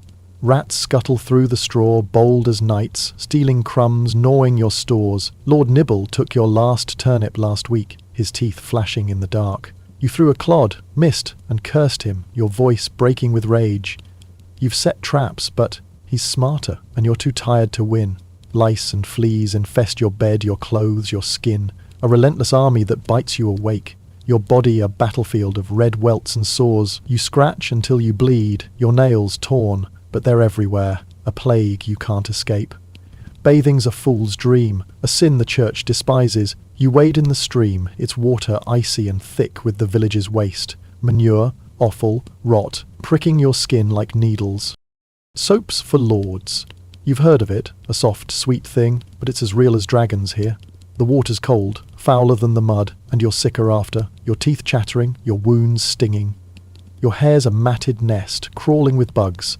You hack at it with your sickle when it tangles, but it's worse. Your teeth ache from grit, your mouth tastes of blood, your nails are black, your body a canvas of pain and filth. The hovel reeks. Pig dung, mould, smoke, sweat, despair, and your family's stench blends with yours, with the pigs, with the earth's. You're no cleaner than the ox, and its dying, its cough's a mirror to your own. Superstitions bind you tighter than the Lord's chains, a second master no less cruel. Spill a seed and the harvest's cursed. Bury a stone, whisper to the spirits. Pray, the earth forgives. A black cat crosses your path and you spit 3 times, fearing blight or storm. The priest sells charms, dried herbs, a hare's foot, a blessed bone, swearing they'll bring rain, sun, or a crop that won't fail. You buy them, your last grains traded for hope, though they're dust in your hand, as useless as your prayers. The church's laws are iron, no work on Sundays, no meat on fast days, no defiance of God's order. You've heard of men burned for witchcraft, accused of cursing crops with a glance or a word, a neighbour who planted by moonlight, called a sorcerer, his body broken on the wheel, his screams a warning to all. You hide your knowledge, when to sow, how to plant, herbs to ease your wife's pain, a poultice for your wounds, their secrets, whispered in the dark, feared by priests who see the devil in every root. You've seen death take the bold, a woman stoned for brewing a tea that saved her child, her blood soaking the churchyard, her name cursed. You fear God, but you dread man more. His whip's sharper, his fire's hotter. Death's your closest companion, nearer than your wife's breath, a shadow that never leaves. You've seen it take your babies, your first son, born blue and still, buried under the hovel's floor, his tiny hand clutching yours in your nightmares. Your mother starved, her body wasted, her eyes empty as she faded, whispering your name. Your brother fell to a plough's weight, his chest crushed, his blood pooling in the furrow. You buried him. Your hands raw from digging, your heart a stone. A ditch collapse took a boy, his screams muffled, his body cold when you clawed him free. A fire burned a family, their hovel ash, their bones charred. You dug their grave, your eyes burning, your throat tight. Plague's a spectre, last year it swept a village, bodies piled like straw, their faces grey, their mouths open in silent screams.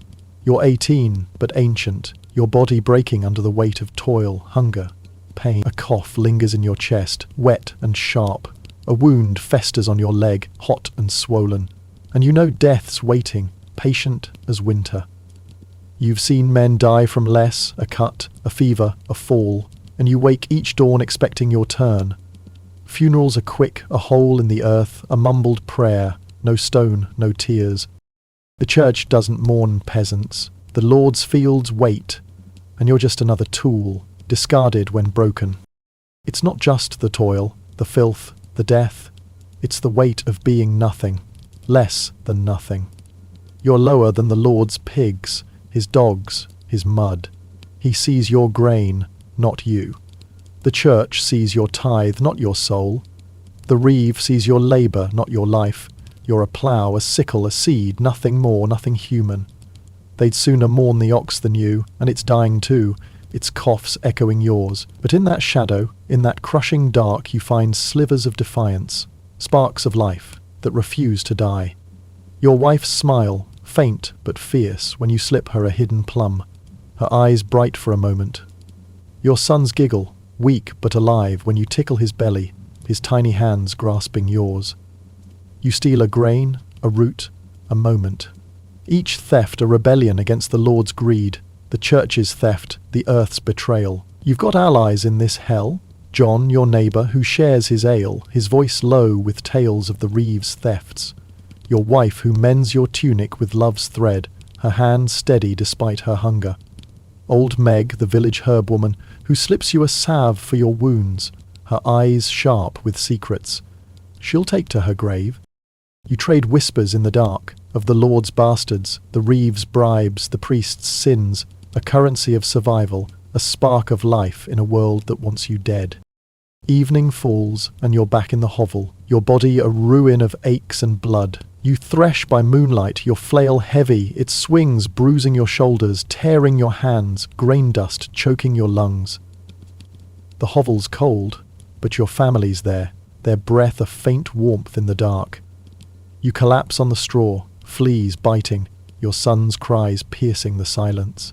You hold him, his body too light, his eyes too big, and you sing a lullaby your mother taught, your voice cracked but steady. Sleep's a lie, a fleeting theft, the church bell will toll at dawn, dragging you back to the fields. What keeps you going? Not hope. It's dead, buried with your son, your mother, your dreams. It's the small things, your wife's hand, her touch a lifeline, your son's eyes a spark in the dark, the earth's stubborn pulse. its rhythm in your bones. You dream of fields that feed you, not the Lord, of a life not stolen, of a day when you're more than mud. Those dreams are fragile, like embers in a storm, but they burn, and you cling them like you cling to your sun's warmth. You're no hero, no lord, no saint, just a man, a root in the earth, vital but unseen. Without you the manna starves, the Lord's feasts end, the church's coffers empty. You're the blood, the sweat, the life they take, and you give it, not for them, but for the ones beside you, your wife, your son, the village that clings to life like you do. As you lie on your straw, the hearth's embers fade, their glow like dying stars. Your body's a wreck, your hands a map of pain. But there's a flicker of pride, a stubborn fire. You fed them today, the Lord, the church, your kin, yourself. Tomorrow you'll fight again, not for glory, but because you must, because the earth needs you. You clutch your wife's hand, her warmth a quiet anchor, and let sleep drag you under, dreaming of a warmth that doesn't burn, an earth that doesn't break. We've walked the endless, bleeding days of a medieval peasant farmer, felt the crushing weight of their toil, the sting of their hunger, the cold of their blood. He was no king, no knight, just a man who fed the world with his bones, his sweat, his soul. His name was dust before his time, his face lost to the wind, but his life, those grains, those stolen moments, those stubborn roots kept the world alive. He fought the earth, the Lord, the church, and death itself, not for fame, not for hope, but because he had no choice. His strength was silent, his legacy a furrow in the dirt, a spark in the dark. As the stars rise over the silent, sodden fields, the hovel's faint warmth lingers, a testament to those who broke the earth open, who bled for it, who lived in it. Their hands the unseen roots that held the world together, unyielding, unbroken, eternal. Congratulations, you've just woken up in the year 1250. Good news? You're alive. For now. Bad news. Everything else is a relentless, needle-sharp nightmare that makes death look like a nap. You're a young tailor, barely 20, hunched in a dim, drafty garret in the grimy, rain-soaked heart of England. Your home is a single room above a butcher's shop, its walls thin planks that shiver in the wind, stained with soot and the blood that seeps up from below. The roof, patched with rotting straw, leaks icy water onto your work table, and the floor's splintered wood, littered with scraps of thread and cloth, bites your bare feet. Your bed's a lumpy sack stuffed with straw, crawling with lice and damp from the constant drizzle that sneaks through the cracks. The air reeks of rancid fat, mildew, and the sour tang of your own sweat, mixed with the butcher's offal rotting downstairs. Your blanket, a tattered scrap of wool, patched and repatched, is stiff with grease and smells like it's been soaked in a tanner's vat.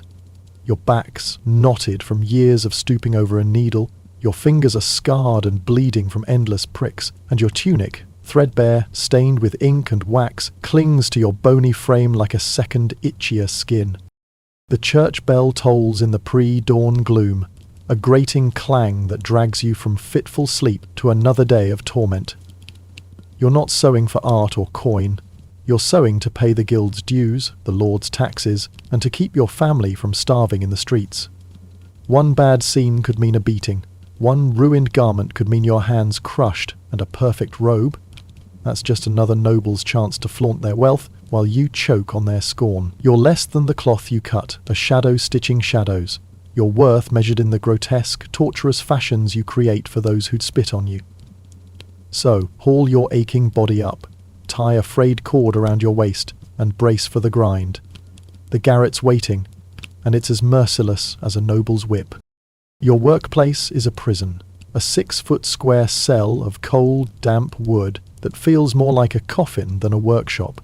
The walls are splintered and blackened, slick with mould that blooms in the damp, their cracks letting in drafts that chill your bones. The ceiling's so low you've cracked your head on its beams, leaving scars that throb in the cold. A single window, more a hole than a pane, offers a sliver of grey light and a blast of wind that scatters your threads and freezes your breath. There's no hearth, no warmth, just a flickering tallow candle, its rancid smoke stinging your eyes and coating your lungs with soot. The floor's a mess of cloth scraps, broken needles and wax drippings, each step a risk of splinters or a slip. Your table is a warped plank balanced on crates, its surface scarred from years of cutting, and stained with ink blood and the wax you use to thread your needle. Your tools are pitiful. A pair of iron shears, rusted and blunt, that bruise your hands with every cut. A bone needle, chipped and dull, that snaps if you push too hard. And a spool of coarse thread, knotted and frayed, that tangles like a curse. Your cloth, rough wool, scratchy linen, or, rarely, a precious scrap of silk is your lifeblood. Each yard worth more than your month's wages. Lose it, and you're begging in the streets.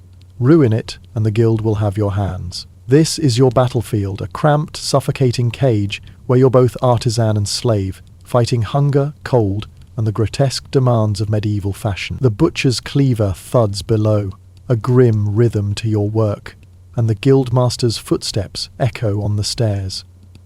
Time to stitch, or you're finished. Your day starts in the dark, with a cold so deep it numbs your fingers and makes your joints creak like an old cart. The garret's a tomb, the air thick with the stench of tallow and the butcher's waste.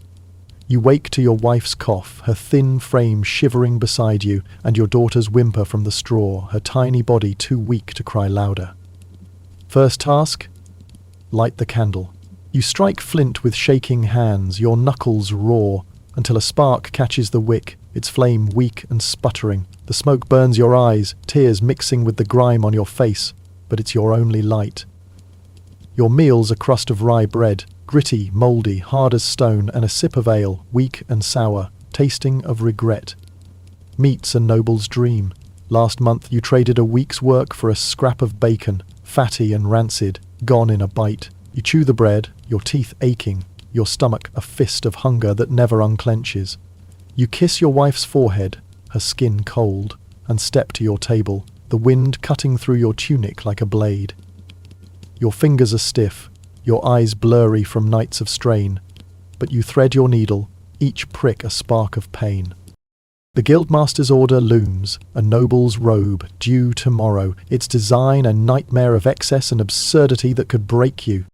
Sewing's your morning's torture, a labour that grinds your body and soul to dust. You're crafting a hoppy land, the height of medieval fashion, a voluminous robe with sleeves so wide they trail in the mud, their edges scalloped and dagged into jagged points that take hours to cut. The noble wants it in scarlet wool, dyed with kermes insects, each yard costing more than your year's wages. You cut the cloth with your shears, their blunt edges tearing as much as slicing, your hands cramping, your wrists aching. Every snip's a gamble, one wrong cut and the cloth's ruined, your life with it. The guild's rules are iron. A flawed garment means fines, a beating, or worse. Last year, a tailor botched a lord's cloak.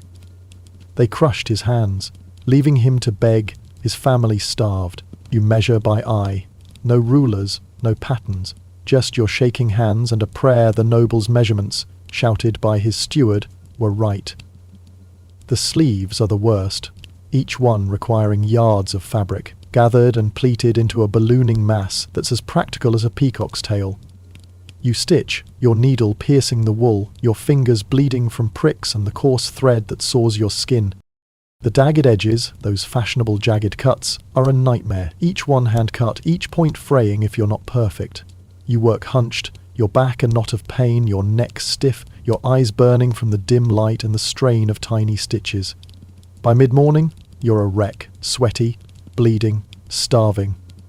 But there's no rest. The noble steward could barge in, demanding progress, his whip ready for delays. The fashion itself is a grotesque mockery, a parade of excess that tortures you to create and the wearer to endure. The hooplan's sleeves drag through filth, snag on doors, and require servants to carry them, useless for anyone but the rich who flaunt them to prove their wealth. The noble demands a codpiece, another fad. A padded, exaggerated pouch sewn to the hose, stuffed with wool to mimic a grotesque manhood. You stitch it, your hands trembling, knowing a loose seam could mean accusations of sabotage. Last week you made pointed shoes, poulaines, their toes so long they curl like devil's horns, stuffed with moss to hold their shape, impossible to walk in without tripping. The noble's son wanted them a foot long, a status symbol, but they're a death trap on cobbled streets.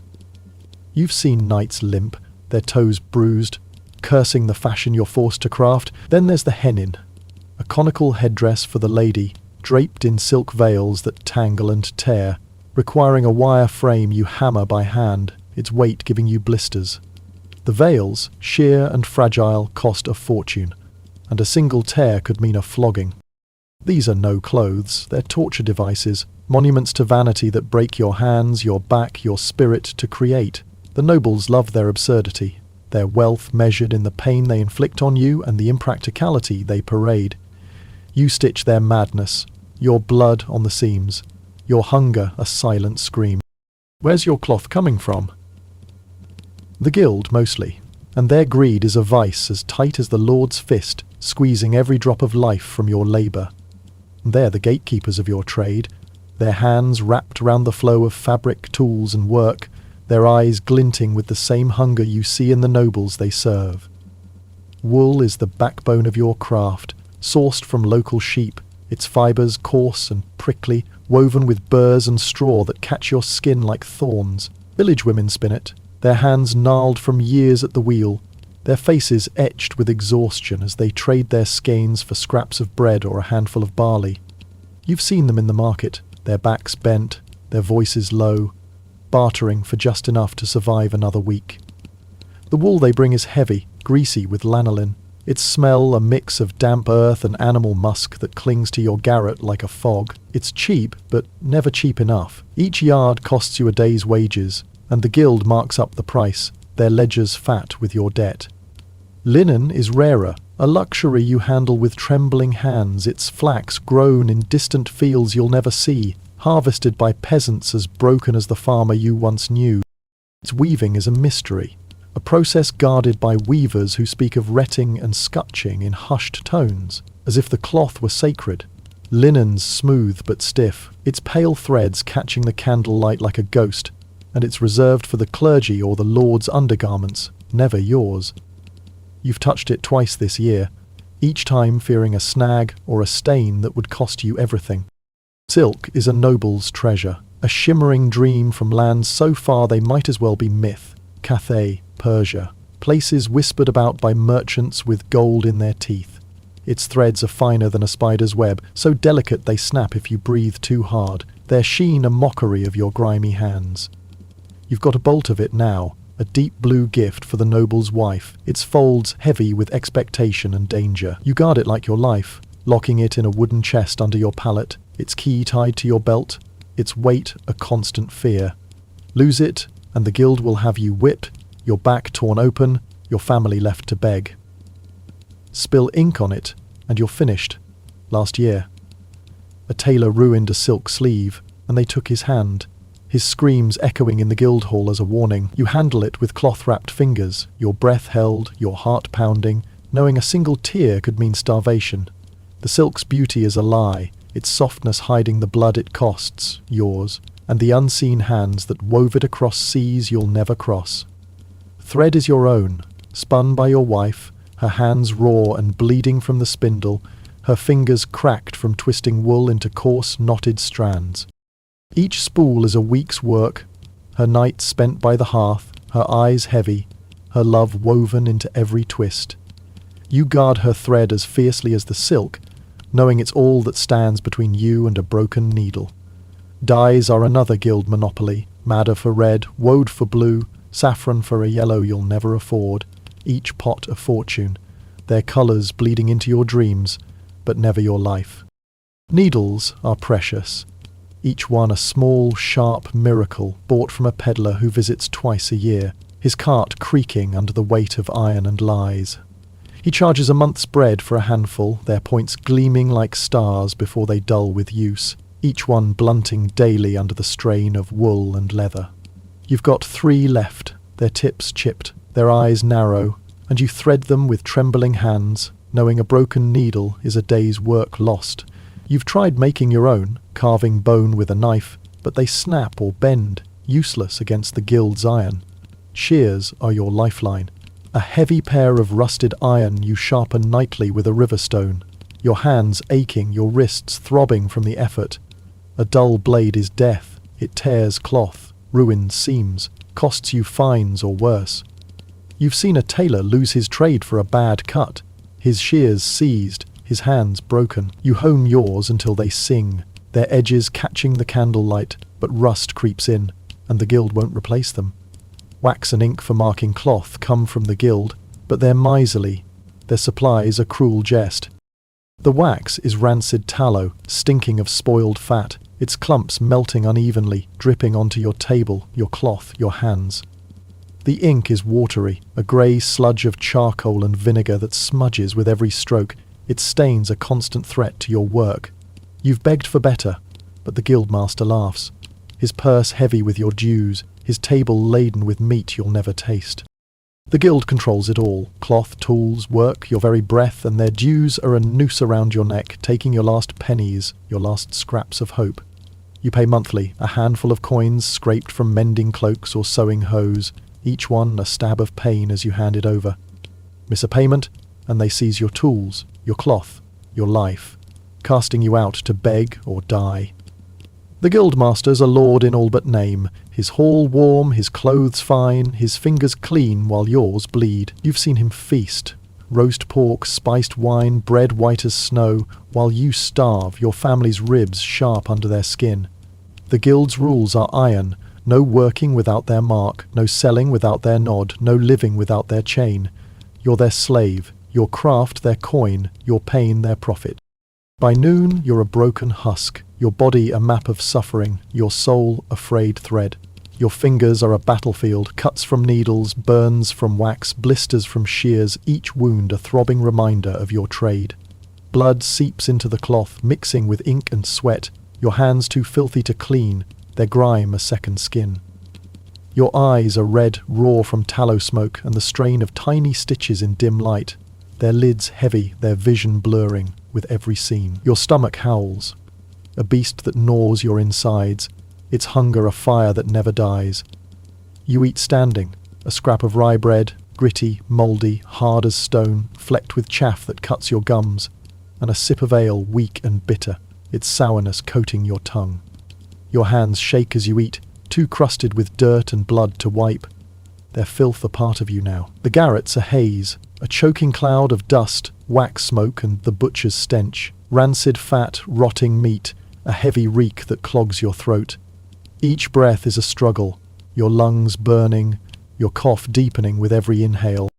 Your wife brings water, a murky slosh from a well fouled by the butcher's runoff, blood, offal, waste swirling in its depths, but it's safer than the stream that killed a child last spring. You sip, your lips cracked and bleeding, the water's metallic tang a reminder of death. Last year, a tailor drank bad water, his guts twisting, his screams echoing for days before he died, his body grey and shrunken.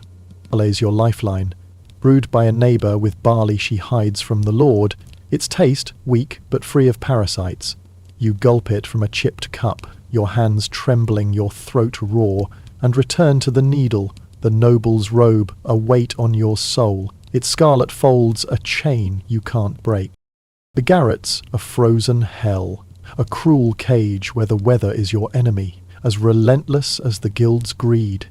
Summer turns it into a furnace, the air thick and stifling, heavy with dust, sweat, and the butcher's stench. A greasy, rotting cloud that clings to your skin, your cloth, your breath. Flies swarm in droves, their buzzing a maddening hymn, landing on your needle, your cloth, your face, their legs sticky with the blood on your hands. You swat them, your arms heavy, but they're relentless, drawn to your sweat, your wounds, the scraps of bread you hide. They lay eggs in your wool, their larvae wriggling in the folds, a loss you'll pay for with lashes.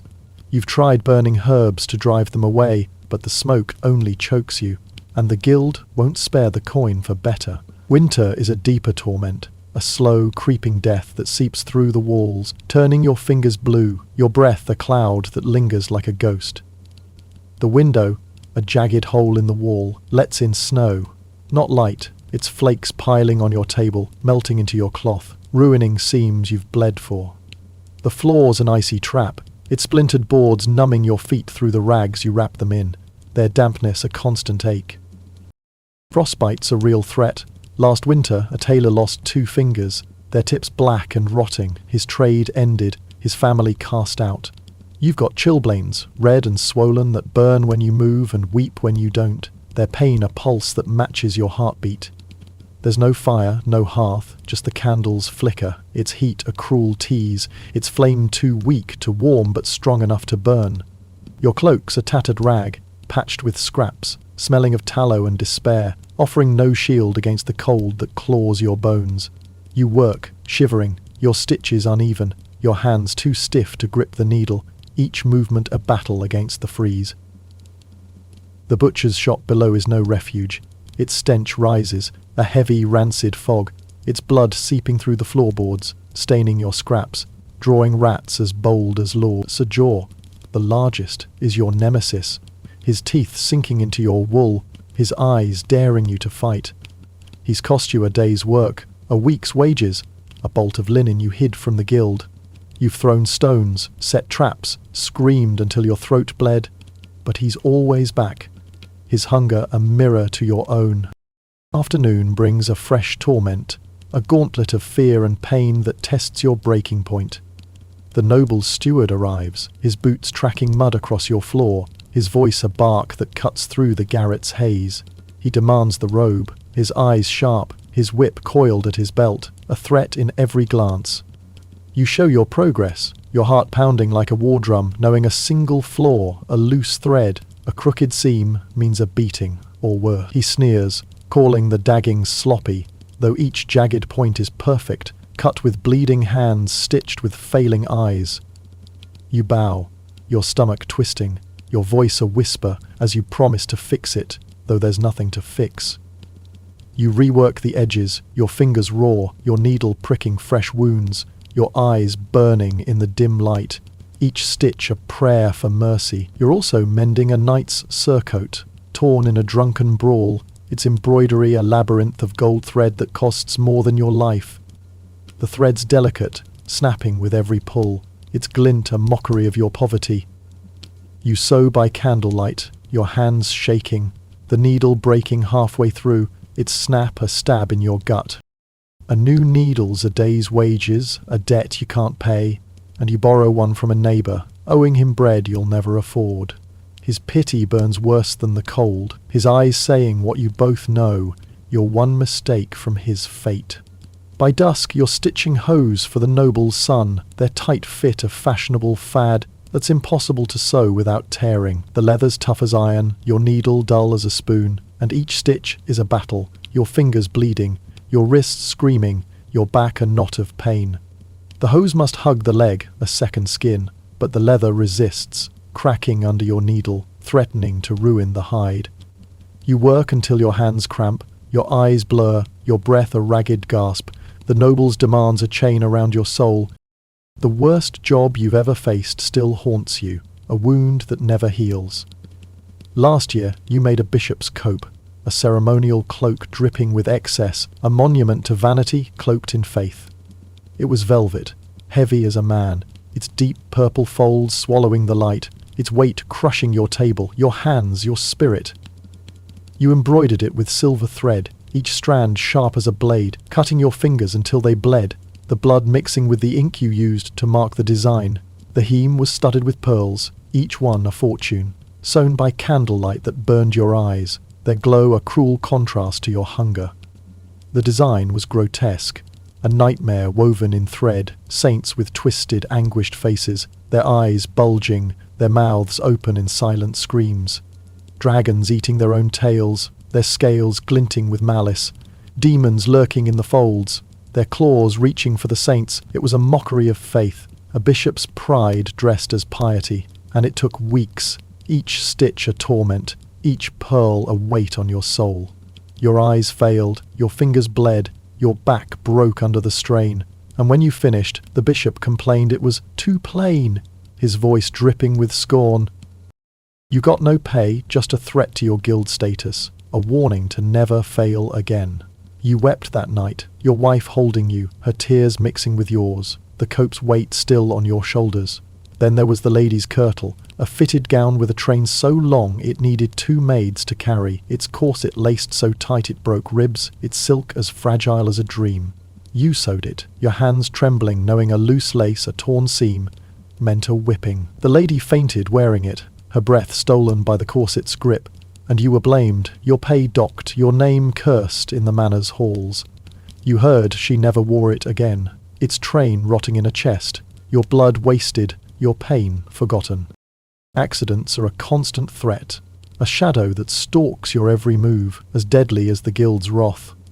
The garret's a death trap, its cramped space a maze of dangers, sharp needles that pierce your palm, heavy shears that slip and gash, a candle that could burn it all to ash. You've got scars to prove it, a puncture on your thumb from a needle, festering and hot, its pain a pulse that keeps you awake, a burn on your wrist from a candle's flame, the skin puckered and tight, a reminder of a moment's carelessness.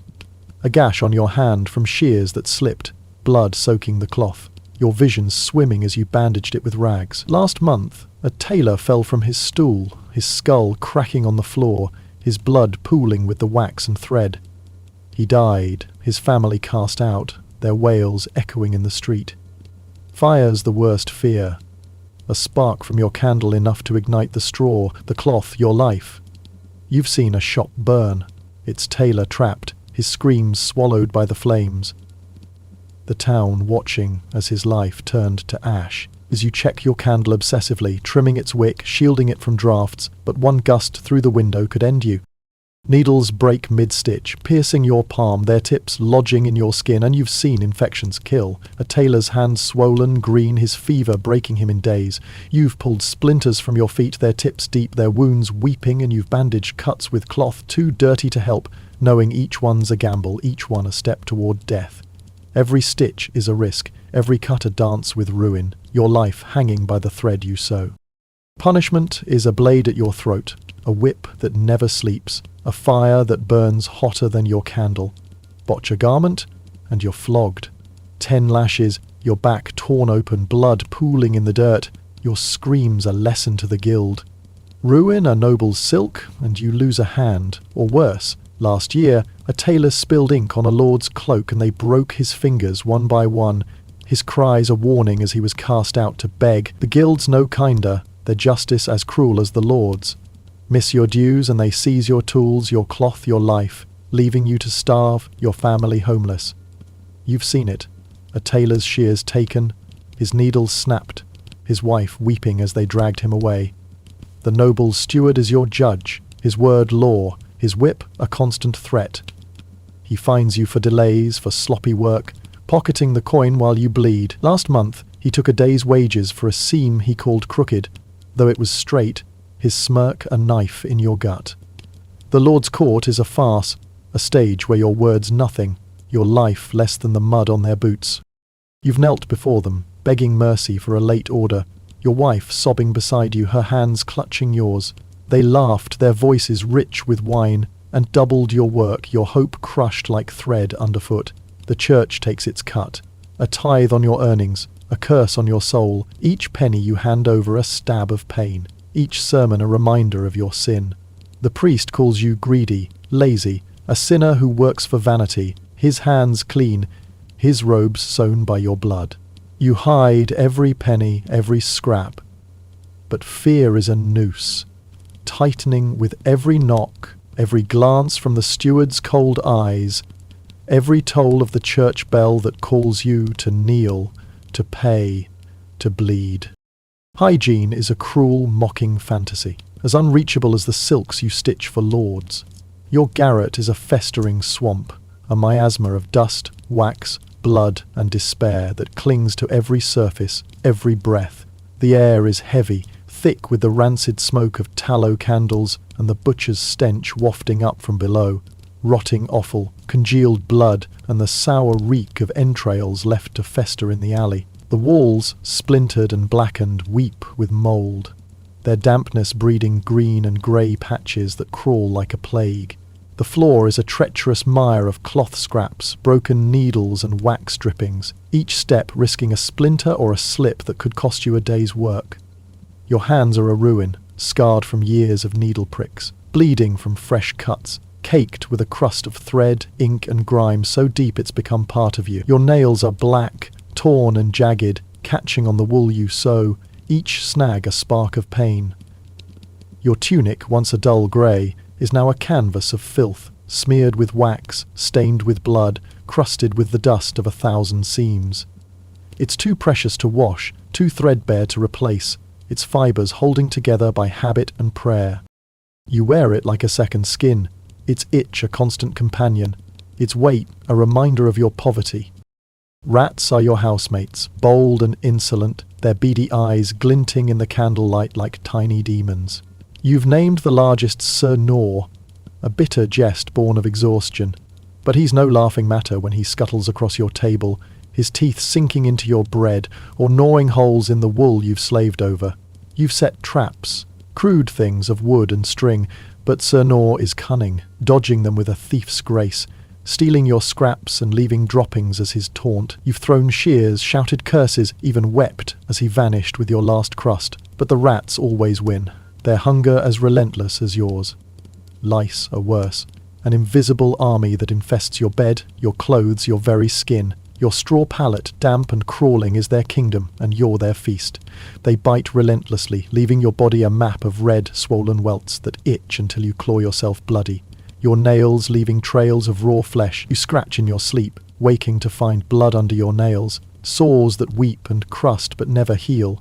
Fleas join the assault, their bites a burning torment, and you've long given up fighting them. Your wife scratches too, her skin as scarred as yours, and your daughter's tiny body bears the same marks, her cries piercing the night as she writhes against the itch. Bathing is a sin, or so the church decrees. Water opens the soul to demons, a vanity that tempts God's wrath. You've heard priests rail against it, their voices booming as they claim cleanliness is pride, a sin worse than sloth.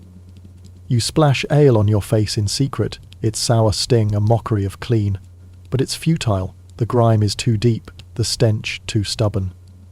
The ale leaves your skin sticky, its smell mingling with the sweat and wax that coat you. You've tried the stream once, a desperate act on a summer night, but its water was thick with the town's filth, manure, urine, the butcher's runoff, and it left you shivering, your skin prickling with rash, your wounds burning.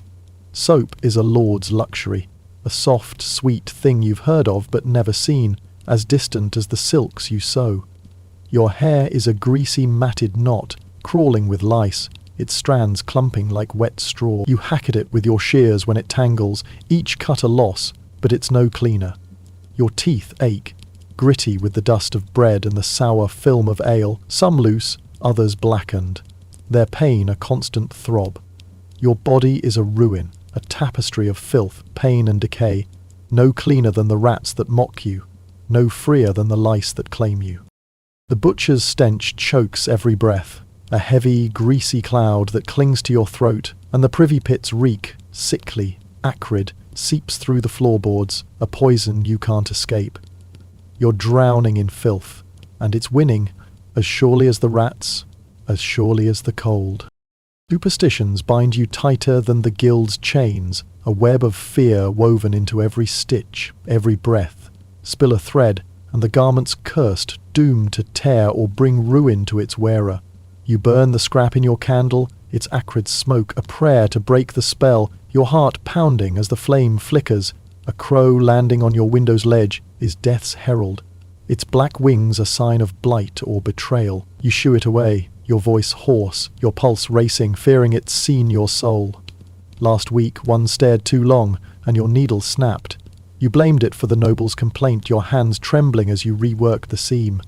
The guildmaster keeps a relic, a saint's finger bone, yellowed and cracked in a wooden box, swearing it guards your work from evil. You doubt its power, its weight no match for your hunger, but you bow when he displays it, your knees creaking, knowing defiance means exile from the guild, a death sentence as sure as a pyre.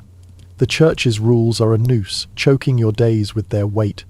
No work on saints' days, no sewing during vespers, no questioning God's will. You've heard of tailors burned for witchcraft, accused of cursing cloth with a glance or a stitch. A woman in the next town was stoned, her patterns called spells, her needles tools of the devil. Her screams still echo in your dreams, a warning to hide your craft. You conceal your skill, intricate stitches, clever folds, tricks learned from years of pain. lest they call you sorcerer. You've seen death take those who stray, a tailor who sewed on a fast day, struck by fever, his body grey, his death branded God's wrath by the priest. You whispered it was hunger, not sin, but kept silent, fearing the church's fire more than God's. Man's judgment is swifter, his flames hotter, his whips sharper, and you live in their shadow, your every move a dance with fear. Death is your closest companion, nearer than your needle, more constant than the cold. It's a shadow that clings to you, its breath on your neck with every stitch. You've seen it take your son, born weak and wheezing, his tiny body failing in a week, his eyes never opening to see your face. You buried him under the garret's floor, a shallow grave scratched in the dirt, your hands bleeding. Your wife sobs, a knife in your chest. His ghost lingers in your daughter's cough, in the silence of the night, in the weight of your guilt. Your sister died of fever 2 winters past, her body grey and shrunken, her screams fading as you held her hand, helpless against the heat that burned her away.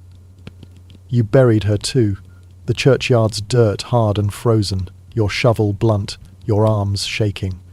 A tailor burned last year, his shop catching from a candle, his screams swallowed by the flames as the town watched, calling it justice for his sins. Another fell from his garret's ladder, his skull splitting on the floor, his blood pooling with the waxen thread.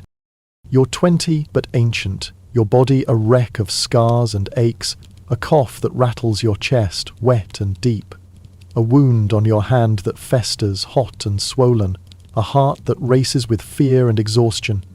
You've seen men die from less, a prick gone septic, a fever from a chill, a slip that breaks a bone. You wake each dawn expecting your turn, your breaths shallow, your body heavy with the weight of death's promise. Funerals are swift, brutal affairs, a hole in the earth, a mumbled prayer from a priest who barely knows your name, no stone to mark you, no tears to mourn you. The guild moves on, replacing you with another desperate soul. The nobles demand their robes, their hose, their vanity, uncaring of the hands that bled for them. Death is your shadow, your mirror, your end, and it's closer than the needle you clutch, its point sharper than any blade. It's not just the work, the filth, the death, it's the crushing weight of being nothing, less than nothing in a world that thrives on your pain. You're lower than the cloth you cut, the needle you wield, the Lord's dogs that eat better than you. The nobles see your stitches, not you, their robes a mirror of their wealth, your blood invisible in the seams.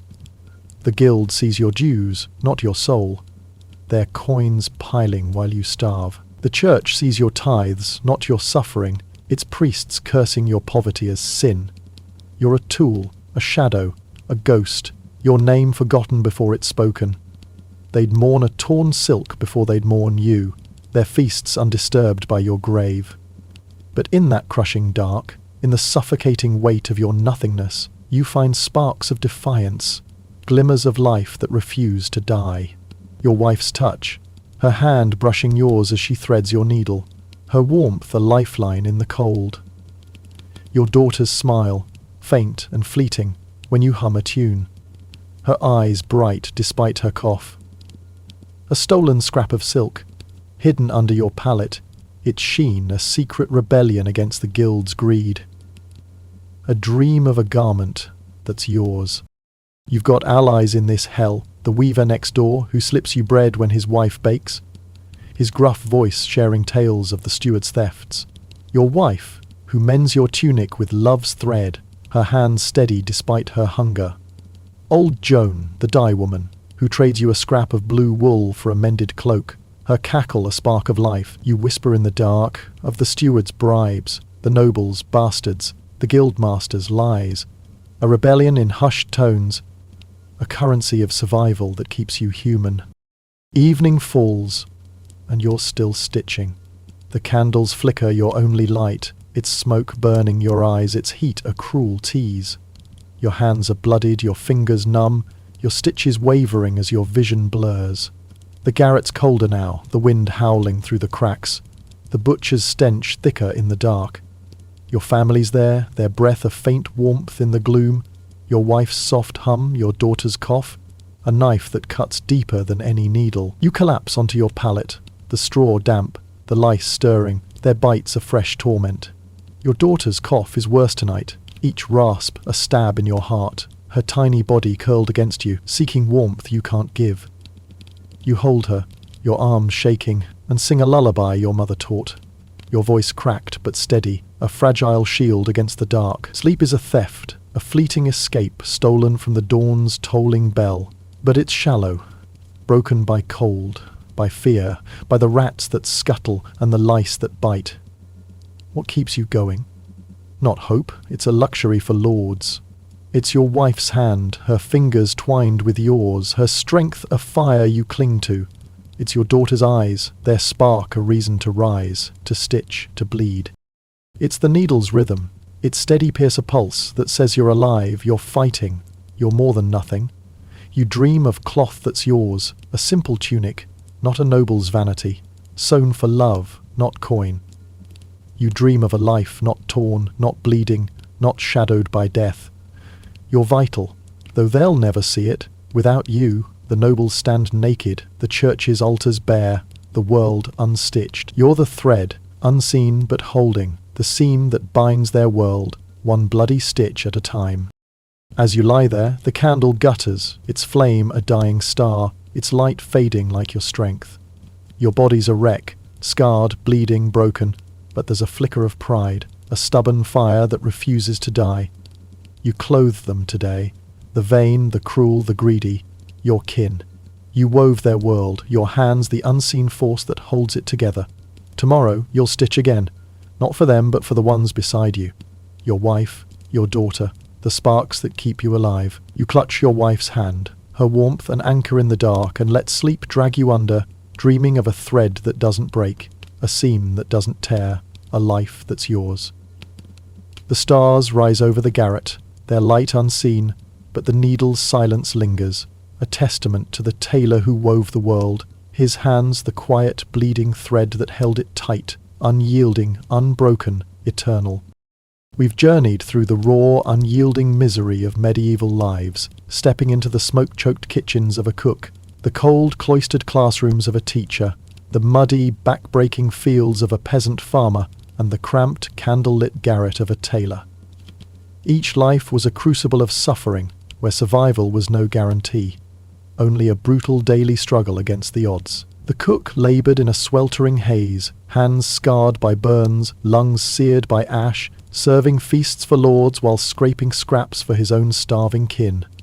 The teacher, hunched under the church's iron rule, shivered in a draughty cell, his quill trembling as he taught under threat of the lash, his knowledge a chain as heavy as his hunger. The farmer, bound to the earth, broke his body and soul on barren soil, his blood mixing with mud to pay a lord's endless taxes, his family one frost away from a pauper's grave.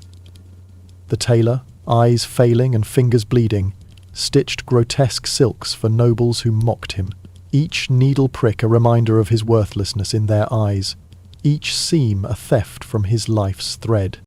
These were no romantic tales. They were men and women crushed by toil, filth and indifference, their names lost to time, their pain etched into the very stones of the world they built. Their stories linger in the smoke of a hearth, the echo of a hymn, the furrow in a field, the seam in a robe, silent testaments to lives that fed, taught, clothed, and sustained a society that barely saw them as human. We stand in their shadow, fortunate beyond measure, born in the 21st century where heat comes with a switch, food with a market's hum, knowledge with a screen's glow, and freedom with the chance to dream without a whip's crack. Let's hold tight to that luck. Honour the unseen hands that carried us here, and live with gratitude for a world where survival isn't a daily war, but a gift we can share.